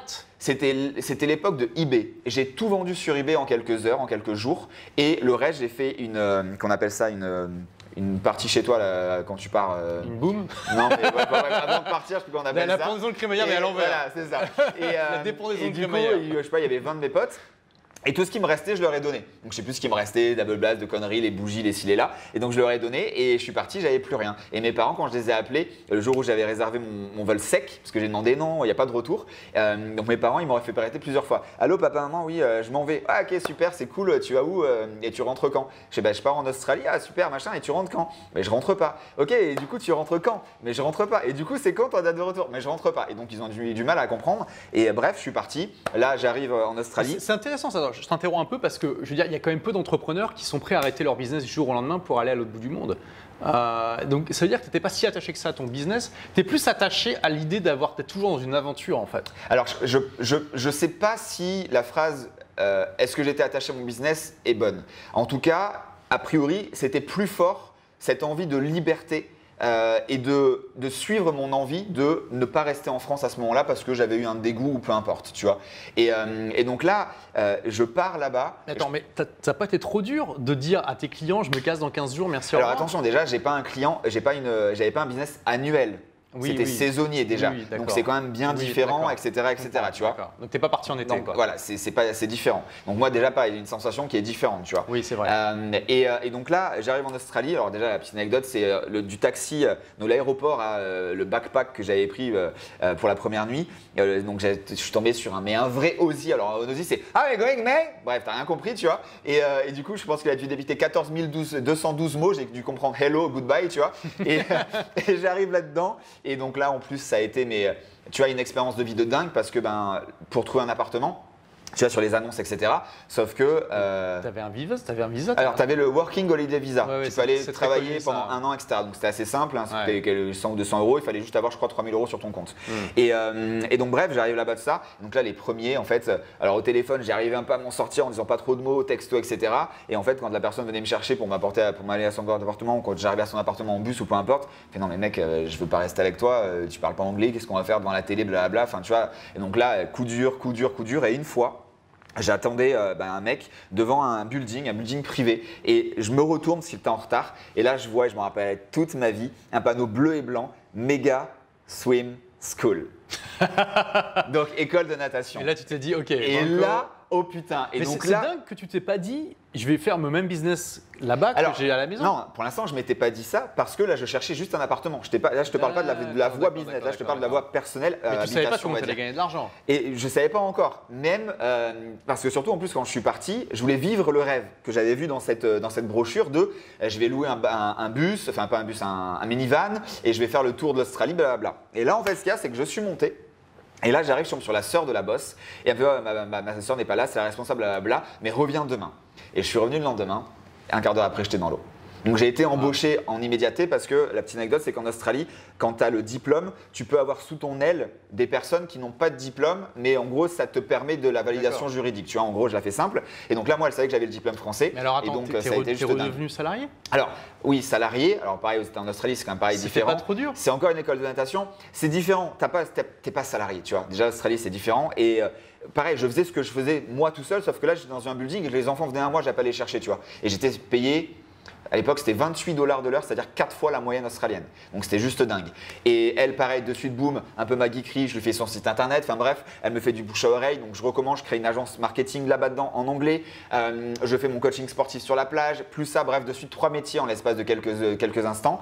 Et du coup, forcément, mon rêve de prendre un minivan tombe parce que je suis là, j'ai du métier, j'ai du cash. Du coup, j'y vais, je continue, tu vois.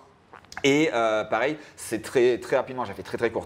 Je me dis ok, c'est bon, ma vie est en Australie, tu vois. J'adore l'anglais, je découvre google.com. Alors à l'époque, pareil, on est en 2008. Sur Google en français, tu as 3 recherches. Sur google.com, tu as le monde entier de recherches, tu vois. Et je découvre, oh putain, Internet c'est puissant, tu vois. Et donc voilà, c'est pour ça que je fais l'agence marketing, enfin de web marketing à l'époque, c'était le bon nom. Et tu mets tout dedans, les trucs servent à rien, les cartes de visite et tout ça. Et donc là, j'accélère. Et je me dis, ok, je vais vivre ici, donc est-ce que ma boss accepte de me faire les papiers pour avoir le permanent visa? Et donc en fait, c'est super deep pour eux parce qu'ils doivent prouver pourquoi un étranger et pas un Australien, ça leur coûte de l'argent, etc. Et je pars en fait dans ces démarches-là, tu vois, d'avoir mon passeport, mon visa pour vivre là-bas, tu vois. Et à bout de 4 ans, après, tu as ton résident et blablabla, etc. Et sauf donc là, pareil, je la fais très courte. Et là, sauf que un peu plus d'un an après, ma mère a des problèmes de santé, etc. Et donc je décide de rentrer parce que family first. Et donc du coup voilà, donc là un autre arrêt, on va dire, dans une belle vie potentielle.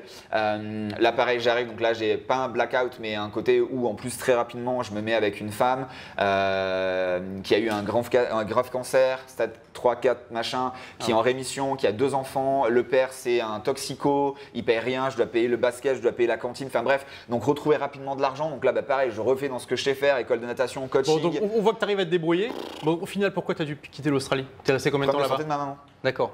Et donc voilà, bref, tu vois, je rentre en France, je suis comme ça, je dois retomber. Et donc là, je me remets entrepreneur, vraiment, à faire ça. Toujours le même business? École de coaching et de natation. Et alors, du coup, donc on est en quelle année là? 2011, 12 10.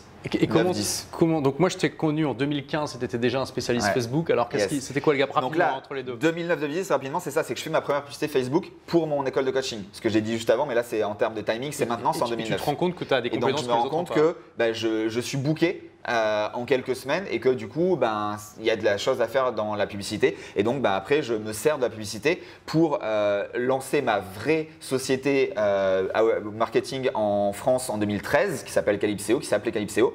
Et du coup là je vais voir des business locaux de Cannes et je leur dis ok, je vais t'apporter des clients grâce à la publicité. Et donc là, c'est pour ça que je fais ça, c'est pour ça que je deviens expert de la publicité Facebook. Que quand tu me découvres en 2015, ça fait déjà plusieurs années que j'ai fait de la publicité pour plusieurs business, des thématiques, etc. Que je suis quand même assez connu, que j'ai même formé des équipes France de Facebook, enfin Irlande à l'époque, etc., parce que j'avais fait des lead magnets, des choses comme ça pour apprendre à faire des publicités. Ouais, des lead magnets, c'est en fait des bonus qu'on va donner gratuitement pour que les gens s'inscrivent à une mailing list. D'accord. Ok, donc oui, donc du coup tu as monté ton agence finalement. Tout à fait. En fait, ce que j'avais démarré en Australie, je l'ai officialisé en France. Et toujours par contre en me trompant toujours de business model où j'étais là à vendre mon temps, j'étais là à faire des cartes de visite, les choses qui servent à rien, j'étais là, bref, vraiment je faisais 90% de mon temps qui en plus servait à rien en termes de business, tu vois, pour me faire insulter, être payé 17 centimes de l'heure parce que j'ai travaillé 252 heures sur une carte de visite parce que soi-disant c'était pas la bonne couleur, enfin vraiment un truc mais horrible, tu vois, vraiment. Et du coup, bon, tu as quand même évolué parce que alors, en 2015, que je me rappelle quand on s'est rencontrés, tu gagnais très bien ta vie avec ton business. Par contre, tu avais un emploi du temps de fou furieux. Tu n'avais pas de temps pour toi. Alors, ça dépend ce qu'on entend gagner très bien sa vie. D'accord, une fois. Ouais. En 2015, non, pour moi, en tout cas, je la gagnais pas très bien parce que je travaillais. Et en plus, surtout si tu mets le temps, là vraiment, c'était quand tu m'as connu toi. J'avais, je pense, des nuits de 5 heures. et 18 heures de boulot, tu vois. C'est ce que tu m'avais dit. Ouais, c'était vraiment un truc de Et malade. moi, à l'époque, quand je 7 t'ai sur 7. rencontré, je me disais, tiens, j'ai peut-être embauché Franck Roca parce que tu commençais déjà à avoir une réputation. Yes. Enfin, embauché, je veux dire, on te prend en tant que Ouais. prestataire pour mes pubs Facebook. Et quand tu m'as dit ça, je te dis, ah bah, écoute, non, je te prends pas. J'ai pour envie de rajouter des choses à ta charge, donc ça. et un meilleur équilibre de vie, puis on en reparlera. Quoi. C'est Puis ça. du coup, bon, on n'a jamais travaillé ensemble là-dessus, C'est mais ça. c'est pas grave. Et alors, comment tu as fait la transition de, parce que là, tu étais vraiment dans avec la caricature de l'entrepreneur qui est au service, dont la vie est au service de son entreprise. Comment tu es passé à un business où là, aujourd'hui, tu as quand même un bien meilleur équilibre de vie? Qu'est-ce qui a fait Tu peux le dire, j'étais esclave de mon business. Hein. Ouais. Surtout qu'en plus, je gagnais pas d'argent. Je crois que mes chiffres d'affaires, là, 2013, 14, 15, je crois qu'on doit être entre 10 000 et 30 000 euros à l'année, tu vois, Ah oui. de chiffre d'affaires. Hein. Ah bon, d'accord, Ouais, c'était non, vraiment pas on est... beaucoup. Ouais. Ah non, on est vraiment pas beaucoup du tout, tu vois. C'était à la fin, moi, il me restait pas grand-chose, tu vois. D'accord. Et d'ailleurs, hein, je continue à faire mes saisons l'été.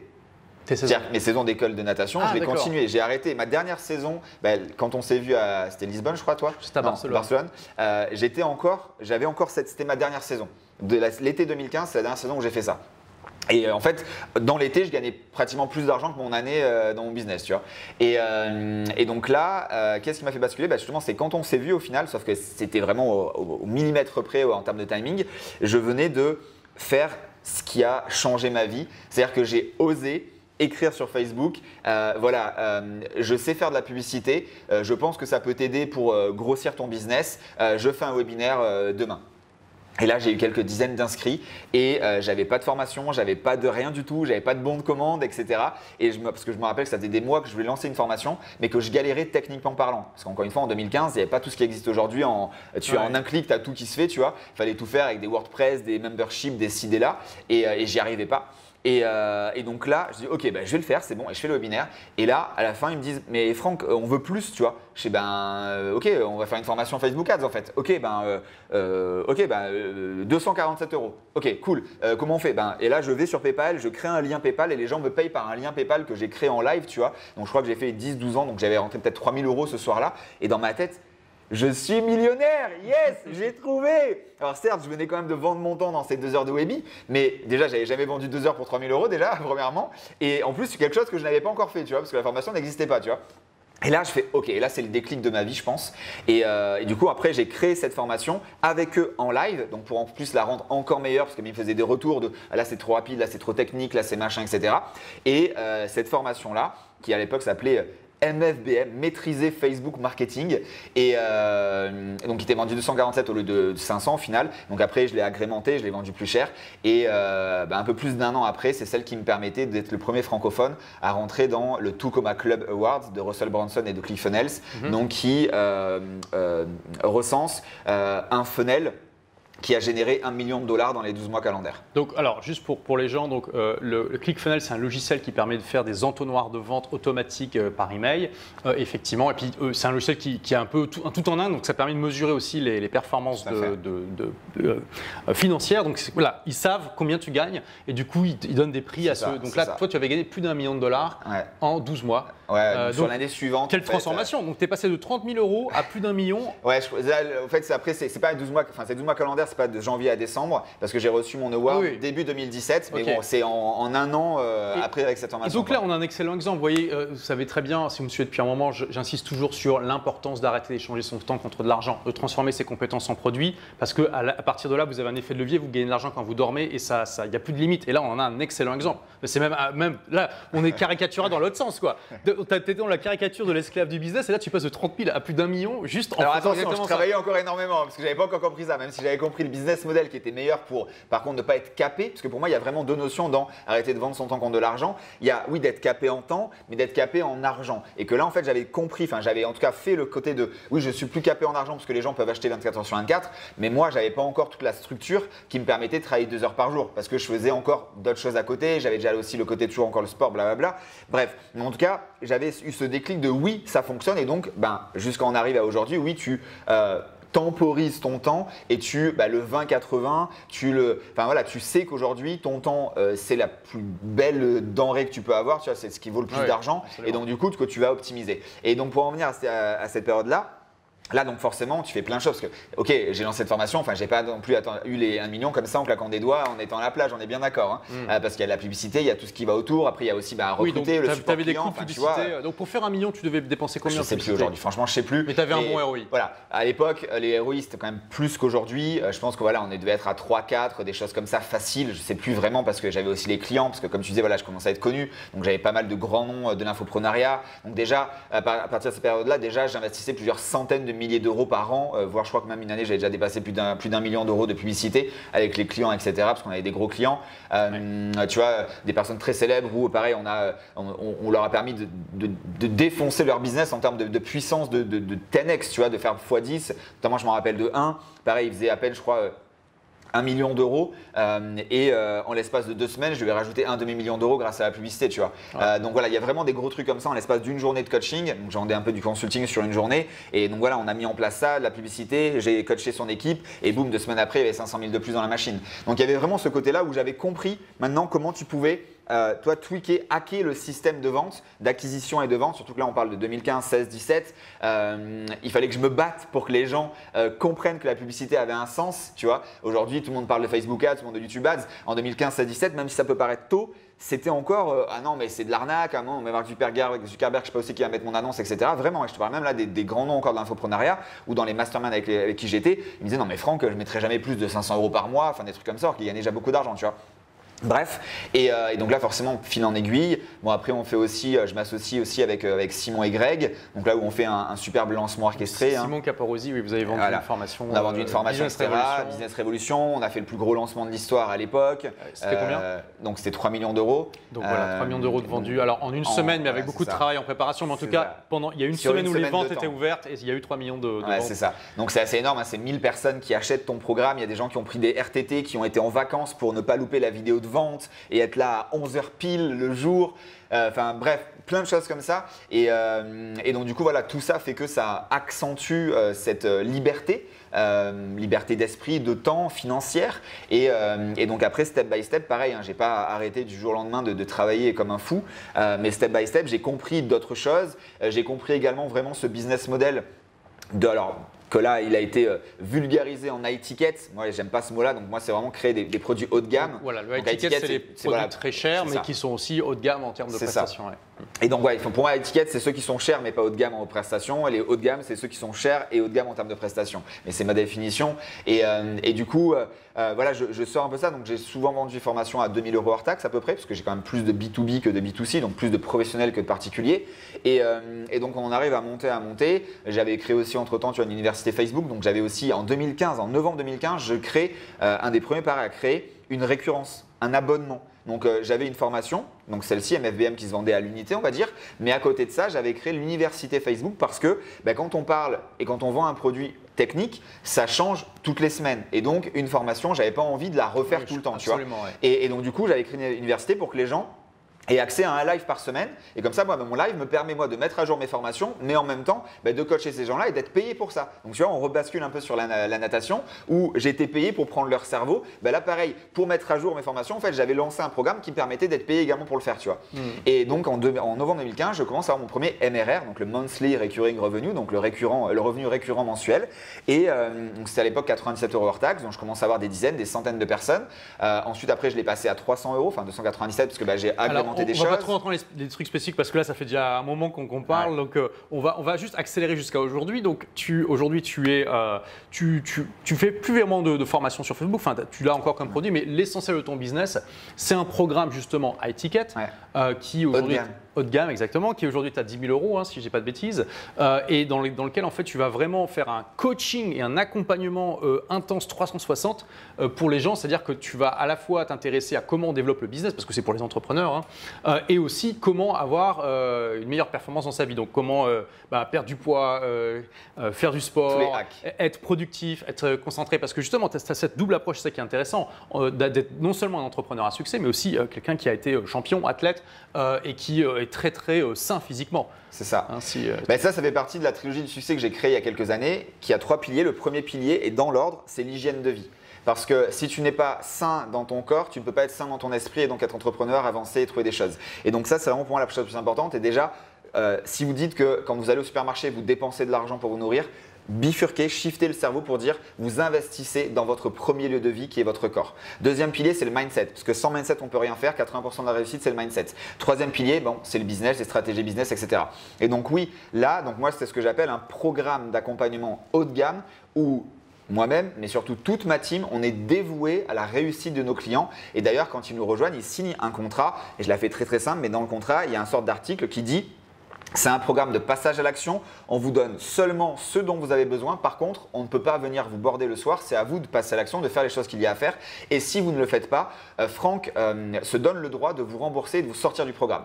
Donc voilà pour vous dire que vraiment on est dans la réussite client, on n'est pas dans le gain d'argent.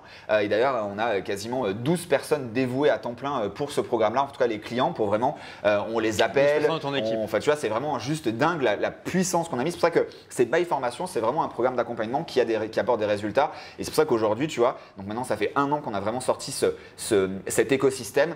On a 91%, la statistique est juste dingue, mais moi j'ai du mal à le croire en le disant, 91% de nos clients qui sont arrivés à ce qu'on appelle nous la fin de la 3e semaine où ils créent leur premier webinaire en ligne, ils gagnent en moyenne 14 000 €.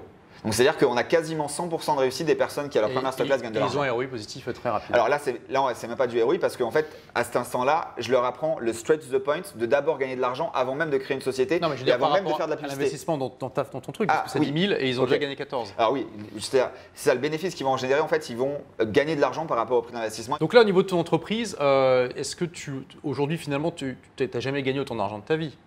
Ouais, c'est ça, ouais, tout à fait. Ouais, et en termes de quantité de travail, t'en es où Alors, aujourd'hui, j'ai compris justement qu'on pouvait, que le travail dur, d'ailleurs j'ai cette citation, work hard, get better. Avant, c'est ce que je disais. Aujourd'hui, c'est work smart, get better. Et donc, du coup, c'est vraiment ça. C'est qu'aujourd'hui, j'ai compris que le gain financier ou le gain de liberté n'est pas corrélé au temps de travail. Donc, aujourd'hui, je peux avoir moi, je parle par contre par zone. Des mois où je vais travailler, je sais pas, 4, 5, 6 heures par jour, qui est pour moi très basique. En plus, quand je dis travailler, là, c'est aussi des choses que j'aime. Il y a le coaching à l'intérieur, etc., etc. Et après, il peut y avoir des zones de temps, comme là, par exemple, en ce moment, où on crée quelque chose, on retransforme quelque chose. Il y a aussi du recrutement, donc de la formation de l'équipe, pour passer encore d'autres steps dans le business, tu vois, dans l'entrepreneuriat. Tu as plusieurs steps, plusieurs échelons à chaque fois. Tu as les baby steps, etc. Donc, je peux aller jusqu'à des fois où il y a retravailler 10 heures par jour sur du 7 sur 7 pendant peut-être 1 mois. Mais voilà, c'est sur des zones de temps avec là un vrai objectif, alors qu'à l'époque, je faisais ça sans gagner d'argent et sans objectif. Aujourd'hui, je sais ce que ça apporte, j'ai une vision à moyen et long terme, etc. etc. Donc en termes de temps, aujourd'hui, je m'adapte. Et voilà, d'ailleurs, comme ils doivent le savoir, ton audience, on fait du wake surf toutes les semaines. Etc. Donc, voilà, j'allais dire, on voit quand même que tu as un meilleur équilibre de vie. Bien sûr, à chaque fois qu'on te propose de sortir, tu dis oui, sauf le jeudi soir parce que tu as ton appel de coaching justement avec tes clients.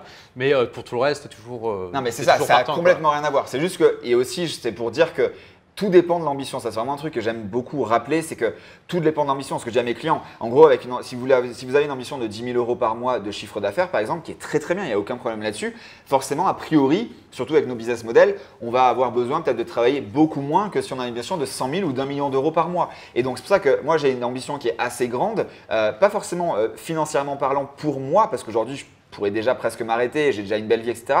Mais par rapport à la mission que je me suis demandé, enfin, me suis obligé de faire, on va dire pas obligé, parce que c'est vraiment quelque chose qui est en moi, donc de créer une ONG pour sauver les océans, etc. etc.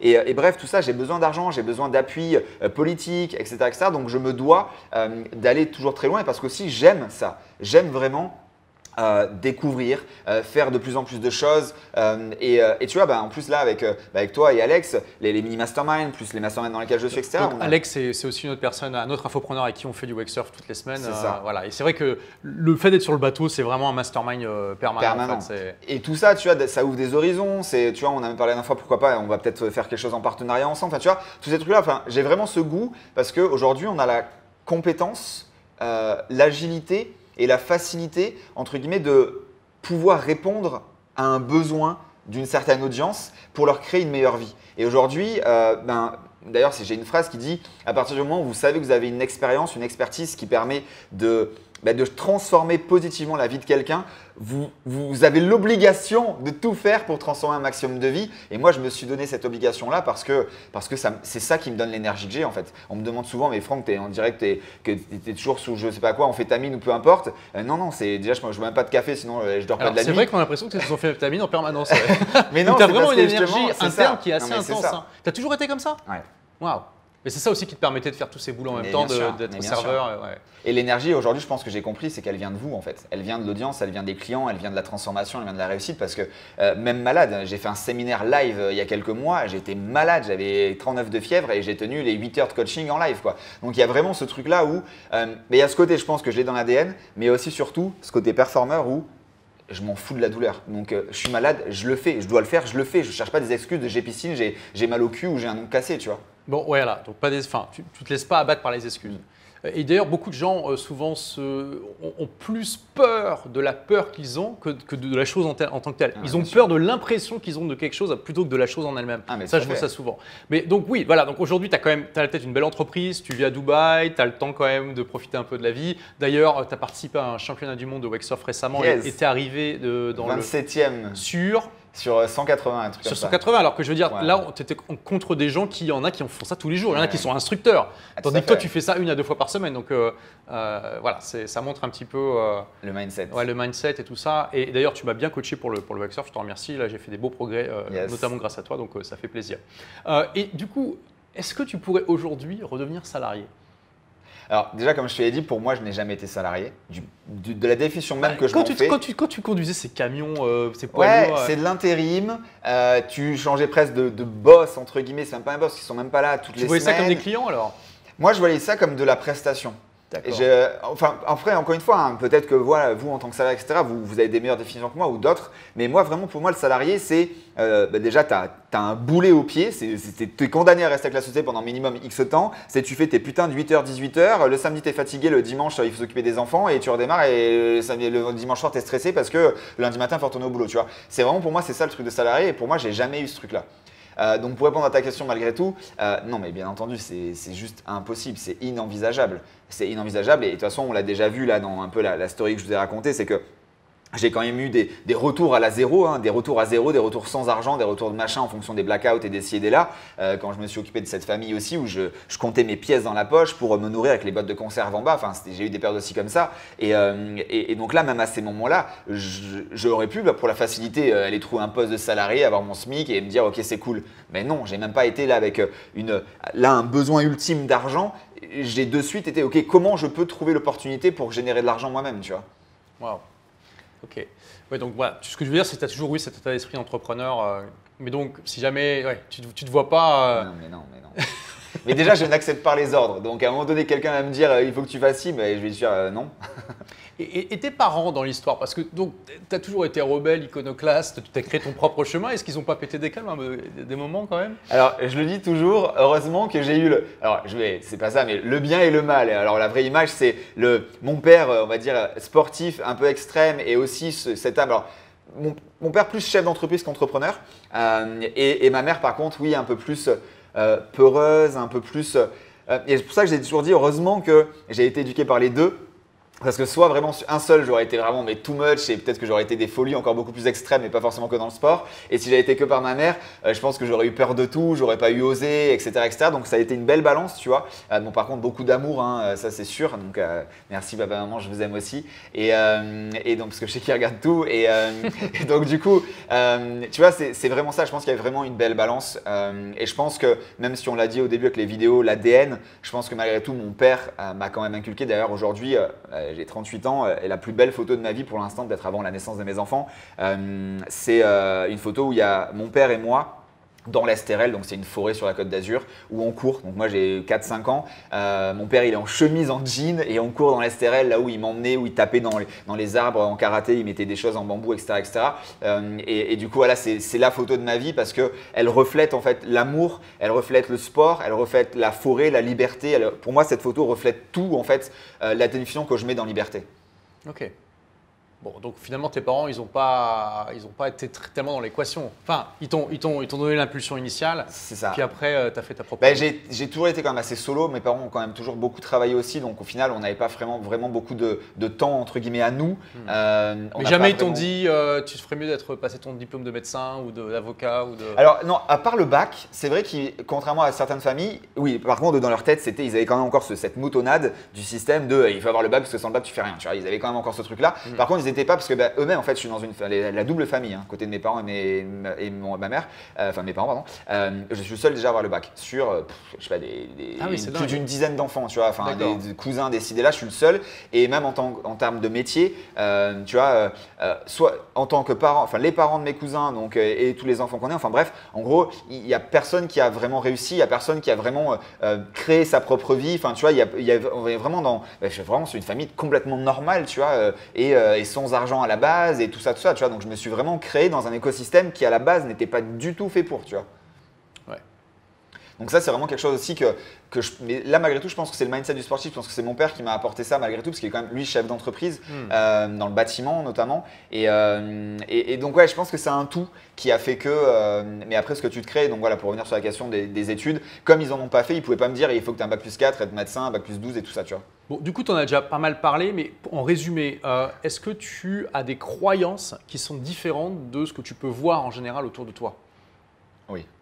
Alors, en résumé, c'est quoi? La première, c'est que je n'accepte pas le non ni le premier oui. Donc ça, c'est une très grosse différence. Tu n'acceptes pas le premier oui, c'est-à-dire? Eh bien, par exemple, là, je prends l'exemple avec mon avocate. Où le temps qu'on ait appris à se connaître, elle sait qu'aujourd'hui, en fait, quand elle va me proposer quelque chose, une solution ou peu importe, elle sait qu'en fait, elle vient avec minimum 2 ou 3 projets. Parce qu'elle sait que le premier, en fait, je vais lui dire non mais ça a été la facilité, donc du coup, même pas je la regarde. Et on commence à réfléchir à partir d'où tu as commencé à travailler ton cerveau, tu vois. Et en fait, c'est vraiment ce truc-là que j'emmène tout le temps de le non n'existe pas. Parce que en fait, le non, on l'a déjà. Donc déjà, de base, si tu te contentes du non, tu fais rien de ta vie parce que tu l'as déjà. Là, tu vois, j'ai pas d'argent, oui, tu l'as pas maintenant. J'ai pas osé appeler la personne, oui, tu l'as pas, tu as déjà le non. Donc en fait, tu ne risques que le oui. Sauf que le premier oui, il est tellement simple parce qu'à peine tu lèves le pied, tu peux l'avoir en fait. Parce que c'est comme l'échec. Pour moi, tu ne peux jamais échouer tant que tu ne t'arrêtes pas. Bien sûr, tu peux avoir des erreurs et des échecs passagers, suivant la définition qu'on en met, mais tant que tu ne t'arrêtes pas, tu es obligé de réussir. Et même, je vais dire, tant que tu ne t'arrêtes pas, tu es condamné à réussir. Ok, donc on n'accepte pas le non, on n'accepte pas le premier oui. Il y a d'autres croyances que tu as l'impression d'être un peu, pas seul au monde, mais tu fais partie d'une minorité des gens à avoir? Vraiment, je m'accorde aucune excuse. Ok. Ouais, ça c'est vrai, j'ai pu le remarquer. J'ai une dureté envers moi-même qui est extrême. Ah, c'est vrai, ouais. On voit qu'effectivement, tu es quelqu'un avec une énorme discipline et que tu ne vas pas te faire arrêter par une petite bosse sur la route. Hein. C'est ça. C'est clair. C'est ça. D'autres choses? Ouais, le côté de hacker, donc là ça englobe un peu tout ça. On le voit dans toute ta vie où tu as vraiment ce point de vue qui est très commun chez les rebelles intelligents. C'est ça, mais tu vois, même là, le biohacking, même dans la nourriture, tu vois, des fois on se dit ouais, mais là j'ai pas le temps donc je suis obligé de manger mal. Mais non, on peut juste réfléchir un minimum et ok, en fait, au lieu d'aller manger McDo, ne serait-ce que, alors je vais pas dire là c'est du magique, mais ne serait-ce qu'une tranche de, je sais pas, de poulet, de jambon pour ceux qui mangent encore de la viande, pas moi, une tranche de poisson avec du taboulé ou des légumes, des fruits, enfin c'est assez simple, même si tu n'as pas pour cuisiner par exemple. Tu prends des légumes crus, tu prends des pommes, tu prends un taboulé, une viande. Il y a toujours moyen d'arriver à son objectif. Donc ça, c'est vraiment le truc. C'est parce que, en fait, la vie, et notamment l'éducation quand même francophone, et un peu le côté système européen, on voyage tous les deux dans beaucoup de pays, on se rend compte que les cultures sont quand même différentes, en côté anglo-saxon, Asie, Amérique, et encore des différences. Et nous, c'est vrai qu'en Europe, en France, on est quand même très assistés. C'est pas une nouvelle qu'on dit ça. Et je pense que c'est vraiment ça, c'est qu'il faut vraiment shifter. Et mes clients, je leur dis, c'est que je leur apprends aussi à donc shifter leur mindset, shifter leur cerveau, mais surtout à transformer leurs chemins neuronaux qui aujourd'hui sont des labyrinthes à part entière et à faire plutôt des lignes droites de ok non mais là pour atteindre le résultat que tu voulais, tu n'as plus besoin de faire comme à l'époque à faire des allers-retours dans tous les sens et tu vas juste tout droit. Ah oui mais tout droit c'est peut-être plus compliqué.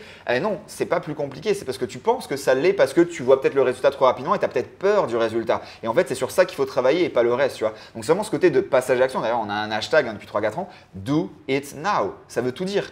C'est fais-le maintenant, pas demain, c'est maintenant qu'il faut le faire. Donc il y a aussi, je pense, ce côté-là où je ne vais pas attendre pour faire les choses. Et là d'ailleurs, on est aussi dans la ligne conductrice de tout mon business model depuis que je l'ai compris. Hein. La première formation en 2015, j'ai vendu quelque chose qui n'existait pas.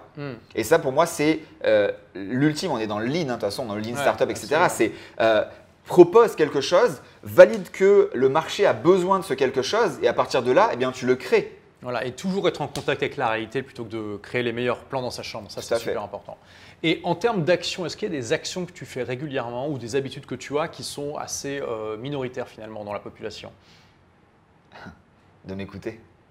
De t'écouter? Je pense que les gens ne s'écoutent pas vraiment. Ah oui, tiens, intéressant. Je pense que les gens pensent qu'ils s'écoutent. À l'époque, dans une interview, j'avais dit arrêtez de vous mettre un film opaque quand vous vous lavez les dents. Donc, dans l'histoire, parce que quand tu laves les dents, la plupart du temps, tu as un miroir en face de toi et que la plupart du temps, en fait, on se ment tellement à soi-même que c'est comme si on ne voyait plus la réalité en face. Et notamment, là, l'image simple avec les couples où tu rentres après le boulot, par exemple, que ce soit la femme ou l'homme, hein, et que tu trouves, alors moi j'aime bien parler du canapé chips Bibendum, tu vois, où ils se sont laissés aller, là c'est mon reliquat de sport, tu vois, mais où ils se sont laissés aller, ils n'ont plus le physique d'eux. Alors ok, on va me dire, oui, mais l'amour c'est pas que physique, oui, ok, merci. Enfin, tu vois, c'est tout ce truc-là de plus rien, plus d'envie, plus d'excitation, la routine, etc., etc. Et justement, de ne pas tomber là-dedans. Et parfois, la dernière fois, j'ai même annulé un call parce que là, à ce moment-là, j'avais envie d'aller nager en mer. Donc j'ai annulé un call, tu vois. C'est vraiment, à un moment donné, ces trucs-là. Je peux pas dire que je l'ai fait à 100% du temps parce qu'il y a des fois, tu as quand même des obligations, même si j'aime pas ce mot-là. Mais en tout cas, c'est vraiment ça, c'est d'apprendre à s'écouter et se faire kiffer. On s'oublie souvent, se faire kiffer. Là, tu vois, la compétition, c'était vraiment de me faire kiffer parce que j'avais aucune ambition. Oui, d'être le premier. Tu vois, c'était vraiment de rentrer dans l'écosystème, de voir comment ça se passait, tu vois. Mais c'est quand même une vision que alors, de cette participation à la compétition de Wake Surf, c'est quand même aussi parce que tu as envie de voir, justement, tu es curieux, tu veux voir ton niveau par rapport aux champions. Et d'ailleurs, tu étais très bon par rapport à la plupart des gens. Hein. Mais voilà, tu n'étais pas en mode, voilà, je veux absolument être le premier. Là, c'était plus une curiosité. Mais on voit quand même cette envie d'exploration et de savoir te mesurer par rapport aux autres. D'ailleurs, je fais juste une parenthèse, mais souvent, on entend parler, on entend dire, oui, c'est pas bien de se comparer aux autres et tout. C'est un gros bullshit, ça. En sport, heureusement que les gens se comparent entre eux parce que sinon, comment ils sauraient s'ils sont bons ou pas? Non, mais ça pareil. Alors là, je vais casser un mythe. Et je vais être cru peut-être, c'est bien de faire du sport, mais attention à la phrase « Ah mais c'est pas grave si t'as pas gagné, t'as au moins participé ». Alors ça c'est très bien pour le sportif du dimanche, mais ne dis pas ça à un athlète, il va t'insulter. C'est pas possible, on n'est pas athlète, on fait pas, parce que quand tu es athlète, toute ta vie, moi je m'en suis entraîné jusqu'à 35 heures par semaine, tu peux pas juste dire t'as participé. Non mais ça marche pas en fait. On y va et c'est pas le podium non plus. C'est la première place. C'est que la première place qui compte. Donc il faut vraiment faire la différence entre le sportif dimanche et tu as le droit de juste aller courir une demi-heure, etc. Et d'ailleurs, pour le Wake Surf, tu as eu cette approche sportive du dimanche. Tu n'étais pas en mode 35 heures par semaine. Mais complètement. Voilà, donc il faut juste bien comprendre les différences de mentalité, mais aussi de motivation, d'implication. Et après, il y a aussi une réalité terrain. Le Wake Surf, j'avais 10 heures ou 12 heures maximum de Wake Surf. Les gens, ceux qui font les compètes, ils font 1 heure par jour. Donc à un moment donné, je ne peux pas rivaliser. Je le savais complètement. Tu vois. Ils font plus qu'1 heure par jour. Ouais, enfin même plus, mais au minimum 1 heure par jour. Tu vois. Alors que nous, on est sur les 6 mois, on a eu 10 ou 12 heures, tu vois. Ouais, c'est ça. Donc, 1 heure par semaine, quoi. Bon. Donc voilà, donc maintenant on fait un peu plus. Mais au début, c'était 20 minutes. Enfin, tu vois, donc oui, je savais vraiment que c'était vraiment pour aller voir. Et là, il y a un hack aussi, c'est d'aller chercher le chemin le plus court pour prendre de l'information. Donc là, pareil, là, tu vois, on se fait coacher par la championne du monde et leader de la Coupe du Monde en ce moment. Pourquoi? Parce que alors là, attention, entre la différence c'est pas parce que tu es bon athlète que tu es bon entraîneur, mais en tout cas, il y a la notion de tout ça. Mais pareil, on short, tu vois, au lieu d'apprendre par nous-mêmes. Et on l'a vu très bien quand tu as été voir tous les mecs de la Côte d'Azur là, qui pouvaient t'apprendre quelque chose. Tout à fait. C'est aussi très bonne habitude à avoir de se poser la question comment je peux acquérir la connaissance. Ouais. Tout à fait. C'est vraiment d'aller chercher directement la personne qui a la plus belle information à l'instant T, boum, directement. Ça, pour moi, et même là dans le business, quand on fait des recrutements et ou quand on a des besoins techniques ou quoi que ce soit, on va embaucher, on va prendre en freelance un consultant. Comme ça, on va récupérer ses 30 ans d'expérience en une journée de consulting qui coûte 1 000 € et on a gagné 10 ans. Enfin, ou 1 an ou 6 mois, enfin peu importe, mais en tout cas, tu as gagné du temps. Là, c'est intéressant parce que finalement, comme beaucoup de rebelles intelligents, tu fais quelque chose aujourd'hui qui n'a pas grand-chose à voir avec tes études. Même si tu as toujours été dans cette démarche de finalement aider les gens à se dépasser, etc. Mais bon, ton diplôme de maître nageur, j'ai envie de te dire, il y a plein de gens qui ont ça, qui ne sont pas dans cette démarche-là. Est-ce que tu regardes, aujourd'hui, tu as une équipe de combien de personnes? 15. Est-ce que tu regardes le diplôme des gens que tu recrutes? Non, j'ai jamais demandé de l'aide de CV. T'es jamais C'est dans du les bullshit oui, pour moi. et moi non plus. Hein, donc, non, mais ça, je pose souvent la question parce qu'il y a beaucoup de rebelles intelligents qui ne regardent pas. Et donc, et pourquoi? Alors, pourquoi tu ne regardes pas et qu'est-ce que tu regardes à la place? Alors déjà parce que tout le monde le fait et que j'aime pas faire ce que tout le monde fait. D'accord. Déjà de base. Et deuxièmement parce que moi-même, j'en ai pas de CV. Enfin, j'ai dû en faire un ici, je crois d'ailleurs, quelques fois dans ta vie pour l'administratif, tu vois, mais je sais même pas comment faire un CV en gros. Et parce que tu mets ce que tu veux dans un CV, c'est du bullshit. Donc pour moi, c'est ce que je demande depuis quasiment le début, c'est déjà une vidéo pour déjà voir la motivation, voir le facet de la personne et voir son énergie, parce que j'ai besoin d'un feeling, même si on est en digital. Et après, surtout, en fait, son expérience, et d'ailleurs dans… Alors, je fais juste une parenthèse parce qu'effectivement, toi, tu n'as pas de bureau physique, tu es comme moi, ton équipe est entièrement remote et travaille à distance. Tout à fait. Et donc, du coup, en fait, dans la dernière étape, je crois on est en 3 ou en 4 phases de recrutement. La dernière étape où c'est moi qui interviens véridiquement, en fait, directement, en fait, je m'en fous de ce qu'il a fait, de ce qu'il est, etc. En soi, c'est OK, cas concret. Et donc là, en fait, je lui donne, comme s'il était déjà salarié, enfin embauché dans ma boîte, freelance, blablabla. Je dis OK, voilà, demain, j'ai ça à faire. Je lui apporte le contexte. Et là, je lui demande de filmer son écran et d'avoir le micro ouvert. Et donc là, il a une demi-heure à peu près pour faire une tâche. Alors, bien sûr, pas une tâche d'une journée, on est bien d'accord. Et donc là, voilà, pour avoir le stress de, entre guillemets, le patron à côté et tout ça. Et pour voir, et c'est ça, en fait, moi, qui me permet de valider si la personne, eh bien, je vais avoir envie, est-ce qu'il a les épaules pour, etc., etc. Donc, c'est ça mon recrutement à moi, mais rien du tout de scolaire et tout ça, parce qu'on sait très bien que de toute façon, un bac, ça sert à rien. Les écoles, les études, ça sert à rien et tout ça, quoi. Bon, ça sert vraiment à rien? À rien du tout? À perdre du temps, ouais. D'accord, parce que moi aussi, je suis très critique du système scolaire, mais tu penses que tout est acheté vraiment? 90%. D'accord. Mais vraiment. Et j'aime beaucoup pour ceux qui ont lu le livre d'Idriss Aberkan, avec le cerveau, Libérez votre cerveau. Dans le premier chapitre, je crois, il fait une image entre le buffet et l'école. Tu te rappelles de ça ou tu l'as lu? Je l'ai pas lu. Alors, ouais, très rapidement, mais c'est très intéressant. C'est que, en gros, imaginez-vous l'école comme un buffet. Donc là, vous rentrez dans une pièce. Donc là, pour l'instant, c'est vraiment l'école. Et donc là, vous rentrez dans une pièce, on ferme à clé. Et là, il y a 10 kilos de viande, 10 kilos de poisson, 10 kilos de sucre, etc., etc. Et en fait, on vous dit, voilà, c'est maintenant dans cet ordre-là, tu vas d'abord commencer par le dessert, ensuite la viande, ensuite le machin. Et de toute façon, tu ne peux pas enchaîner si tu n'as pas fini de tout manger. Donc en gros, c'est un peu ce qu'on nous impose à l'école. On va apprendre de la géographie, on s'en fout. De l'histoire, on s'en fout, c'est déjà passé. Du français, on s'en fout. Enfin, tu vois, tous ces trucs-là, tu t'en fous pas. Mais j'accélère l'histoire et c'est bien raconté par Idriss. Et pourquoi tu m'imposes? Fais-moi choisir. Tu vois, moi, par exemple, j'adorais le sport, le dessin, la géographie. D'ailleurs, on le voit, j'ai visité plus de 40 pays et j'ai vécu dans 3 continents. L'histoire, pour moi, c'est du passé. Donc, pourquoi je ne regarde pas vers l'arrière? On peut apprendre des choses sur la nature humaine en regardant ce qui s'est passé, puisque notre nature humaine reste la même. Oui, non, mais après, ça, c'est des points de vue. Attention, je ne suis pas en train de dire, là, je parle pour moi aussi. Hein, et bien sûr, chacun est différent. Moi, je parle de ce principe-là que, toi, comme on va vers l'avant, du coup, je ne regarde pas le passé. Après, ça peut apporter des pourquoi il y a ça aujourd'hui à cause de l'histoire. Mais pareil, mais on dit aussi l'expérience, c'est une lampe qui éclaire dans le dos. Et voilà. Donc, tout à fait. Non, mais voilà. Mais ce que je veux dire là, c'est par rapport à l'image de Idriss, c'est aussi qu'on nous a imposé. Par exemple, peut-être que j'aurais pu aimer l'histoire si on me l'avait apporté d'un angle différent, tu vois. Mais là, en gros, on t'apporte l'histoire à t'apprendre des dates. Mais qu'est-ce que j'en ai à foutre de 1492, tu vois? C'est clair, oui. Et 15 Marignan, tout ça. Qu'est-ce qu'on s'en fout qu'il y ait une bataille à Marignan en 1500? C'est connu parce que c'est 1515, c'est 1515. Ouais, donc c'est facile à reconnaître. Moi, je me rappelle le parce que c'est les États-Unis et que c'est American Dream, tu vois. C'est pour ça que je me rappelle. Ouais. Mais tu vois, c'est vraiment pour moi, c'est plus ça. Et c'est pour ça que j'adore les écoles anglo-saxonnes. Et d'ailleurs, je m'étais même affilié à des écoles en Australie. Parce que l'école en Australie, si je ne me trompe pas, je crois que c'est 8h30, midi et demi. Et toute l'après-midi, c'est dehors.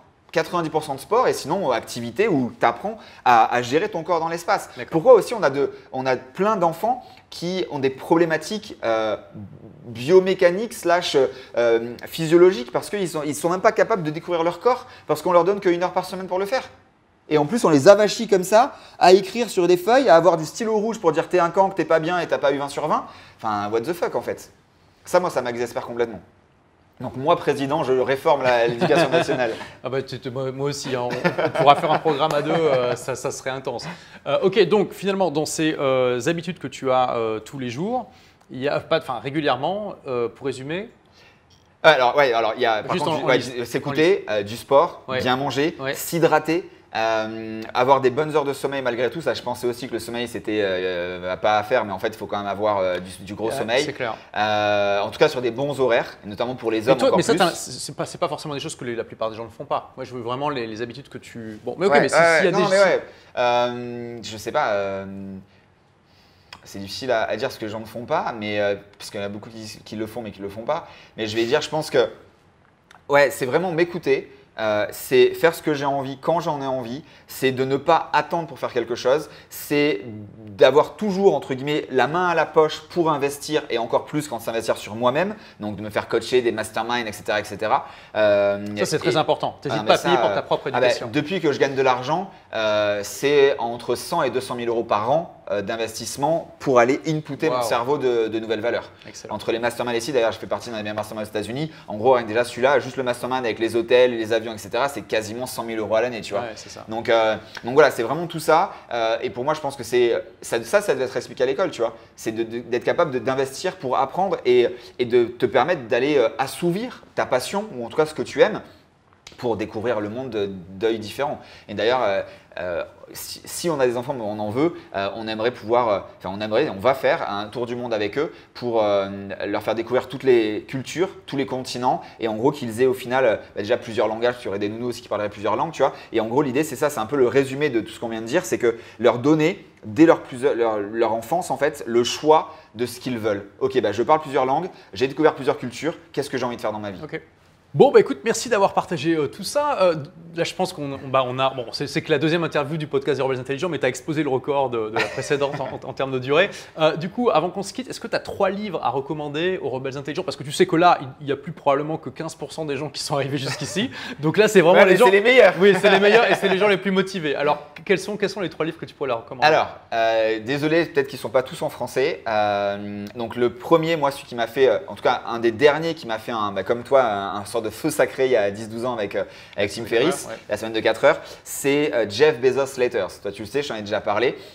Pourquoi? Parce que, voilà, à l'intérieur, il explique vraiment les deux clés de son succès. Pour préciser, ce sont des lettres qu'il envoie aux actionnaires tous les ans. Tout à fait. Comme Warren Buffett, donc tu as été Warren Buffett que j'ai lu, qui est excellent. Ouais. Donc moi, c'est les Jeff Bezos Letters. J'ai pas encore fini celui de Warren. Et donc en fait, voilà, il reste sur ces deux choses avec une vision long terme qu'il avait déjà dans les fins des années 90 quand il a lancé Amazon. C'est vraiment support client. Et après qu'il y a en gros que 2 décisions à faire dans la vie. La première qui est quasiment irrémédiable, donc l'exemple, vendre un business, c'est compliqué de le racheter derrière. Donc celle-ci, ok, tu prends du temps de réflexion pour la faire. Et la deuxième, toutes les autres décisions où tu peux toujours trouver des solutions et modifier. Donc par exemple, un recrutement, tu as fait une publicité qui ne marche pas, tu en refais une, tu la modifies. Donc voilà, et c'est pour ça que c'est le côté agile d'Amazon d'accélérer et d'avoir gagné X années par rapport à ses concurrents parce que les décisions se font en claquant des doigts parce qu'elles peuvent toujours être modifiées. Donc ça a vraiment été une grosse ouverture d'esprit pour moi. Le deuxième, là dernièrement, parce que je lis aussi pas mal de livres en audio que je te conseille également, c'est Rules, No Rules du fondateur de Netflix. Alors maintenant, il est plus CEO, mais le fondateur, Reed, dans les années 90, pareil, fin des années 90. Donc là, pareil, comme on le dit, en fait, c'est la règle, il n'y en a pas. Et par exemple, c'est eux qui ont inventé les vacances illimitées. Et qui a été récupéré par Richard Branson avec le groupe Virgin, etc. Ça, en gros, c'est que les employés peuvent prendre toutes les vacances qu'ils veulent. Et en fait, tu te rends compte qu'en laissant cette liberté aux salariés, ils sont plus engagés, ils travaillent mieux et en fait, ils prennent même moins de vacances. Donc c'est aussi, voilà, c'est vraiment dingue. Ils avaient une moyenne, je crois, que de 17 jours, je crois, de moyenne de vacances par salarié. En ayant mis illimité, tu vois. Donc voilà, ça m'a ouvert pas mal d'esprit et on est vraiment sur le no rules, donc dans le sens de rebelles intelligents. Tu vois, ils ont fait ce que personne n'avait voulu faire à l'époque parce que juridiquement, c'était pas légal, tu vois. Et après, un troisième, il va vous surprendre et moi aussi, mais je viens de voir la couverture. C'est les 5 langages de l'amour. Ah bon? Oui, c'est très bon livre d'ailleurs, très bon livre. Qui se lit en 15 minutes. D'ailleurs, c'est un des seuls, les premiers que j'ai lus parce qu'en entier, tu vois. Et donc, excellent pour les relations de couple, ça. Alors, relations de couple, et au final, moi, je m'en sers énormément aussi pour la relation clientèle. Ah bon? Parce que, au final, tu apprends à savoir que tes clients, en fonction justement de ces langages de l'amour, n'ont pas la même attente envers toi. Et toi, tu peux peut-être, comme moi par exemple, être vraiment « Ok, là, vas-y, je vais te coacher, je te donne un maximum de choses. » Sauf qu'en fait, cette personne-là, en fait, elle veut des cadeaux, tu vois, ou elle veut de l'argent. Elle veut pas, entre guillemets, là, ce qu'on pourrait comparer avec un couple, le côté quand tu touches… Oui, le côté touché. Corporel, touché, etc. Alors, parce que donc, la thèse de ce livre, c'est qu'en fait, chaque personne a des choses qu'elle préfère, donc dans différentes catégories. Donc, comme tu l'as dit, il y en a qui préfèrent recevoir des cadeaux, d'autres recevoir des services, d'autres qui préfèrent le toucher, etc., etc. Et c'est important dans un couple de bien comprendre quel est le mode de fonctionnement principal du conjoint, parce que des fois, on a l'impression de lui faire plaisir alors qu'il s'en fout.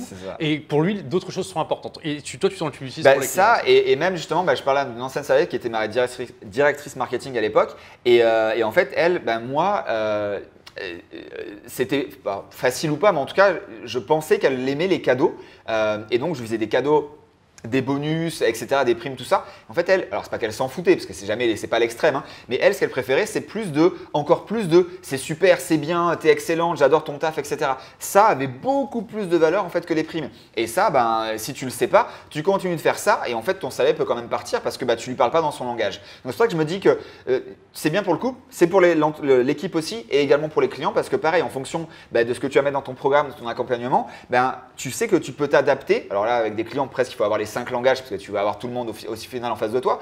Mais en tout cas, moi, ça m'apporte cette chose qui me manque et également certainement par mon passé et par mon côté performeur où les gens pensent que je suis inaccessible au premier abord. En tout cas, on me le remonte assez souvent sur la partie visible de l'iceberg, on va dire, mais dès qu'ils achètent une formation, dès qu'ils me voient en live, même sur un webinaire offert ou quoi que ce soit, ils voient qu'au final, je suis entre guillemets comme eux, entre guillemets, je ne suis pas inaccessible et que je viens peut-être même d'une vie peut-être pire que la leur à la base, tu vois, ou en tout cas identique. Et c'est vrai que pour ça, je m'en sers beaucoup parce que là, on est même en train d'écrire mon manifesto pour vraiment faire prendre conscience aux gens. Quand j'utilise le mot par exemple défoncer, ça n'a pas la connotation qu'on a dans le dictionnaire. Quand tout à l'heure j'ai parlé aussi avec mon professeur, insulte, c'est pas des insultes, des gros mots. Je pense que je dis, alors oui, je dis peut-être putain et machin, mais je dis pas vraiment des gros mots.